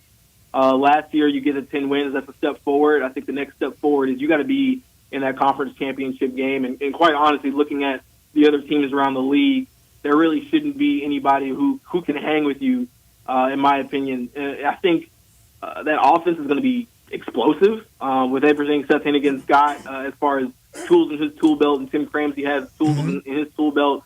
It's really going to be about whether or not that defense can be average to above average in the AAC. They gave up way too many points last year. You're in too many shootouts, and when you're in shootouts, you allow teams to hang around. Right. And I just think that was an Achilles heel for Memphis last year. They can't be in shootouts with the likes of a Charlotte going into overtime, or a South Florida, a UAB, a UTSA. You need to come in, take care of business. You should win a lot of these games by 2-3 touchdowns. I think your take is right on. I think if they get to the championship game, no matter what the result is, that is a successful season. That is a step up from last year when you won 10. But I think on the flip side, if you don't get to that championship game, that's disappointment. I don't think there's any two ways about it, right? That's a disappointment if you don't get to that game when the expectations are so high. Spot on. If they don't make it to the championship game, I think that is a disappointment. I think, having the win in the AutoZone Liberty Bowl, beating a Big 12 team last year was excellent. There's certainly reason to be excited about this season and what you can do this season. But the reality is, if you're really not in that conversation for the AAC championship, then you're not in the conversation for the college football playoff. I think that's kind of what everybody in Memphis wants to see and expects this year. So, did you go through every game and make a prediction? Have you done that yet? And if you have, what is your record? Who do you have them losing to, if you have them losing to anybody? I literally did this last night with my co-anchor, Rachel. I had them at 9-3. I think that Florida State game will be close. And quite honestly, I think that'll be a big upset if they make it happen. I think it'll be closer than people think, but as of right now, I think I still give it to Florida State at this moment.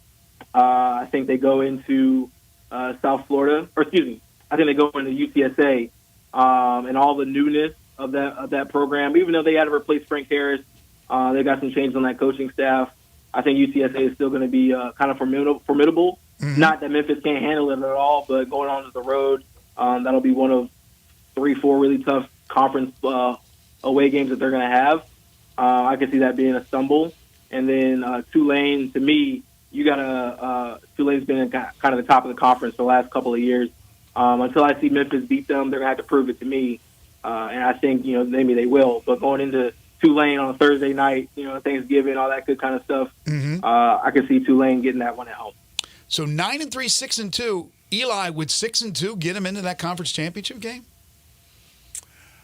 It would depend on, in that situation, probably depend on what Tulane did, because if you're losing the tiebreaker to both UTSA and Tulane, it would be difficult. Yeah, that would be tight. In your scenario, possibly make it, maybe not make it. And that, again, would be a disappointment, as we just talked about. So we'll see. But look, you got to play the games. It starts on Saturday. Avery over at ABC 24 with the gang will have you covered. Make sure to check them out. Follow Avery on Twitter at Brax_Avery. We'll do it again, hopefully, Avery, as long as you're willing. We love having you on. Really appreciate the insight. And best of luck with another great football season. Absolutely. Appreciate you guys having me on. Y'all do a fantastic job over there. So thanks for having me on. Thanks, Avery. Take care. Avery Braxton. I'll say this: in that scenario, there's no way they would get in over UTSA, because I can't imagine a scenario where UTSA would lose 3 games of the conference. Yeah, and again, this is like that's a very possible finish. 9-3. I mean, it's very and look. Years past, last year they had won 9 and then won the bowl game to get to 10. I mean, that's a great year. But again, the more you win, the higher you go up, the higher the expectations are. And when you have the best roster in the conference and you now have good NIL money, not end-all, be-all, where there's so much more money at Memphis than at other schools in the conference, but it's certainly a leg up, and you have a 4-year starting quarterback, you're expected to be in that conference championship game. But he's right, and we've talked about it ad nauseum. That schedule, those 3 tough games on the road, at least 3 tough games on the road at UTSA, at Tulane, and at South Florida, is going to dictate what type of season they have. For all you runners out there, or you don't have to be a runner, maybe you're a walker, maybe you just are on your feet on a daily basis an awful lot, want to make sure you have shoes that are just right for you, all you got to do is go see the folks at Fleet Feet.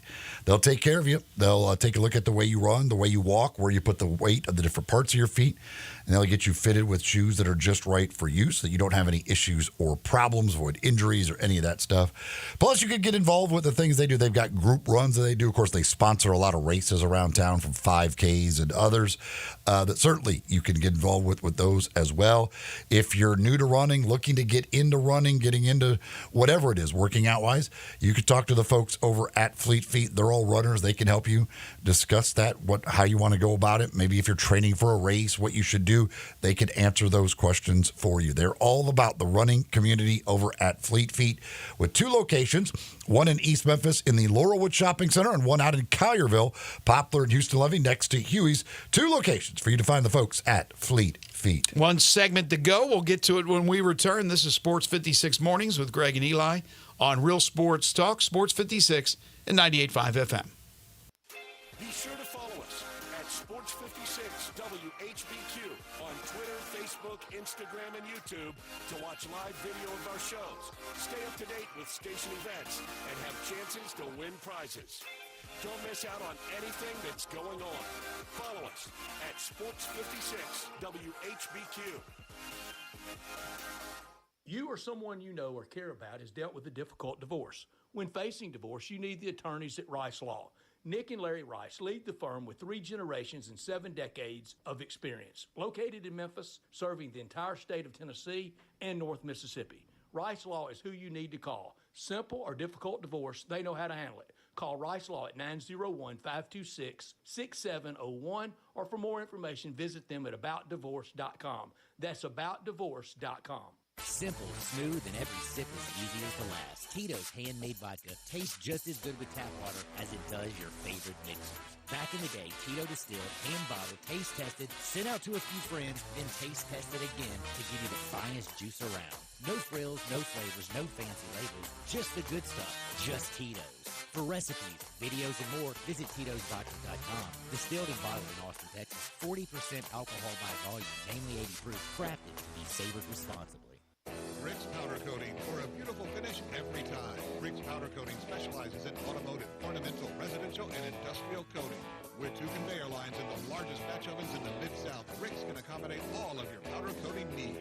Locally owned and operated since 2002, Rick's Powder Coating will customize a beautiful finish just for you. Drop by or call to see how Rick's Powder Coating can bring color to your life. 901-367-2771 or rickspowdercoating.com. For retro cruiser styling packed with modern innovations, riders of all skill levels choose a Honda Rebel. Incredible motorcycles with a stripped-down style and a full package of features. Both the 300 and the 500 offer compact power inside a lightweight frame. Combined with a low slung seat, the Rebel is easy to start on. With new colors for this year, they are impossible to ignore. Go to DeSoto Honda to check out the 2023 Honda Rebels. Cruisers with premium style and performance to enjoy every second. Use the street as a racetrack with a long with your own driving. I'm Finley Lavin, defender for University of Memphis Women's Soccer. Southern Security has the perfect low-interest rewards credit card. Variable annual percentage rates ranging from 15 to 18% and may increase at any time. Transfer your high-interest credit card balances to a Southern Security Rewards Visa today. Don't miss out on low rates and no transfer fees until December 31st, 2024. Apply today at southernsecurity.org or call our member service team 901-452-7900. Southern Security is a proud supporter of the University of Memphis Athletics, federally insured by NCUA. Now back to Sports 56 mornings on Sports 56 and 95 FM. This hour brought to you by Jenkins Floors and More. And once again, our Greg Gaston and Eli Savoy. We were talking earlier about Dalvin Cook getting a look-see by the Cowboys. Well, apparently, they like what they saw. They're signing him. That's according to reports. Adam Schefter's reporting it. Dalvin Cook signing with the Cowboys. I don't get it. Concerns me a little bit that maybe Zeke isn't where they would like him to be, but I don't know. I want Rico Dowdle to be the main guy. Mm-hmm. But I don't think anybody's going to get. I don't know if somebody's going to get 20 carries a game, but I think Dowdle should be the main guy and get the majority of the carries. Yeah, I mean, it doesn't matter in the long run, right? I mean, it matters who produces and wins for your Cowboys. That's all that matters. If it's Cook, if it's Dowdle, if it's Zeke, if it's Vaughn, why not? It doesn't matter. But, yeah, it's interesting. I like Dalvin Cook. Let's see if he has something left in the tank. I like Dalvin Cook if it was 2019. Well, apparently, Zach likes Carmelo Anthony if it was 2012. I like Carmelo Anthony, yes. It was 2008, 9. That was a peak year for Melo, though. I ain't going to lie. Don't look now. Speaking of peak years, the Kansas City Royals have now caught the Cleveland Guardians. I saw that. Kansas City Royals are in first place. What is going on? If Aaron Judge would just slow down at all, my Bobby Witt Jr. MVP bet would be perfectly in line to be a winner, but damn, Aaron Judge just won't stop. Well, every time I look at the box score for the Royals, Bobby Witt Jr. has a home run, or Salvador Perez has a home run, or now Paul DeYoung, right? The Royals have Paul DeYoung, and they also have the Italian guy. What's his name? The guy with the long last name. He's pounding home runs, too. I keep wanting to say Pasqualoni or something like that. They're just these. Now, Salvador Perez, everybody knows who he is, veteran, former All-Star. Bobby Witt Jr. is one of the young studs in baseball. But after that, it's a bunch of guys, retreads. Oh, they're a very anonymous team. I mean, for the most part. I mean, none of this was possibly be expected this type of year. Well, we made our predictions. And it wasn't, just a little while ago. The Guardians had the best record in the major leagues. And, right. But now they've won the first three games of that series. They play again today. So if they can win it again today, they will be in first place all by themselves. The Twins are still lurking in that division as well. Yeah, I was just going to say, we made our predictions. Neither one of us had 3 from the American League Central making it to the playoffs. Minnesota still has a 4-game cushion on the Red Sox, but now with Rich Hill, who knows? But in all seriousness, nobody had Cleveland, Kansas City, and Minnesota, all 3 of them, going to the playoffs. And that looks like it will be the case. The Twins are my World Series team, World Series winner. But you didn't have, did you have the other 2 also in the playoffs? I didn't. No, of course not. Nobody picked the Royals. Did. Nobody possibly picked the Royals. Nobody did. To go to the postseason. I'm not even sure if I picked them 3rd in the division. I'm not sure exactly where. Talking about the Royals? Yeah. I had them at the beginning of the year. in the playoffs. Did you really? Yeah. But did you also have Cleveland and Minnesota? Mm-mm. That's what I'm saying. Nobody in their right mind had 3 teams from the American League Central in the playoffs. Nobody. Yeah, but you just look at their lineup and you're like, what in the world? Who are these people? I had Cleveland. Cleveland exceeded expectations with a new skipper with, who's it, Stephen Vogt. They've slowed down, though, a bit. So we'll see what happens to them in the postseason. But they've had a tremendous year. I had Twins, Guardians, Royals is how I had the Central, but I did not have either the Guardians. I did not have I just had the Twins going to the postseason. And that can make me get up and take a look at mine. But yeah, I mean, when you're starting again, Bobby Witt Jr., that's why to me, like, again, I don't think he'll win if Aaron Judge continues to do what he's doing. But looking at this roster and the lineup they throw out there every day, I can make a good case that even if Aaron Judge keeps doing what he's doing, if Kansas City wins the division, Bobby Witt Jr. should still be the American League MVP. Aaron Judge has it wrapped up. That's going to be tough. Aaron Judge has it wrapped up. By the way, I did not have the Guardians. Definitely doesn't have it wrapped up because if Aaron Judge would have missed 2 weeks, it wouldn't. He's got it wrapped up. The Twins. I had the Twins to win the Central. I did not have the Guardians to win the Central. And like I said, I didn't have the other two to make it to the playoffs. I had the Guardians to finish second, the Tigers to finish third, and the Royals to finish fourth. But I did have the Orioles 1 and the Yankees 2. They're battling it out. And the Astros in the West. And the other wild card I had was the Mariners. And they have fallen from grace, firing skipper Scott Service. While we're at this National League, I had the Braves and the Phillies in the playoffs, but I had the Braves winning the division. Glad it's the Phillies. Had your Cubs winning the NL Central. Brewers, I had them fourth. Cubs are red hot right now. A little late, but they have absolutely killed the Pittsburgh pitching staff the last 2 days. It's got to be the worst prediction I've made on baseball was the Brewers to finish fourth. And then the NL West, I had the Dodgers. I had the Padres. I also had the Giants in the playoffs. That's not going to happen. It's going to be the Diamondbacks. I had them fourth. Should have learned from last year. What a run by the Arizona Diamondbacks. It's going to be fun. Last month of the season is going to be fun. There's still some races to go. Again, I don't think Boston's going to catch Minnesota. I think the American League wild card's over. The NL West. Except for who wins the American League Central. The American League Central, the NL West, the AL East between Baltimore and the Yankees. Oh, that's a great race. I mean, it's, the NL Central's over. That is a done deal. Can the Mets catch the Braves for the other wild card, the third wild card? And the Braves, it's crazy. Once Austin Riley went down, you thought, okay, at some point, all of these injuries have to, catch up with them. Right. And they're 8-2 in their last 10. The Braves have caught fire since Austin Riley got hurt. Well, they had the injuries, but they also had the slumps. Olsen was they were all slumping except for Ozuna. And now some of those guys have come out of the slumps. All right, that'll do it for us today. Thank you for listening. Always appreciate it. Thank you for your texts. We appreciate Jerry Palm, DeMichael Cole, and Avery Braxton joining us on the program today. Tomorrow, plenty of college football to talk about. Also, the Tour Championship gets underway from East Lake in Atlanta. Ryan Silverfield at 8:05, followed by the Tiger Football Report. Then Kerry Miller at 8:45 on Major League Baseball. And then 9 to 10 is the AutoZone Liberty Bowl Inside College Football Hour. We'll have our inaugural Pick 6 of the season. That means one of you will go up against one of us for some delicious Central Barbecue. It's a Memphis tradition. It's a staple here on Sports 56 Mornings, and we'll do that tomorrow in hour number 3. Well-known friends on Sports 56 is coming up next for Eli Savoy. For Zach Boyd, I'm Greg Gaston. Have a great day, everyone.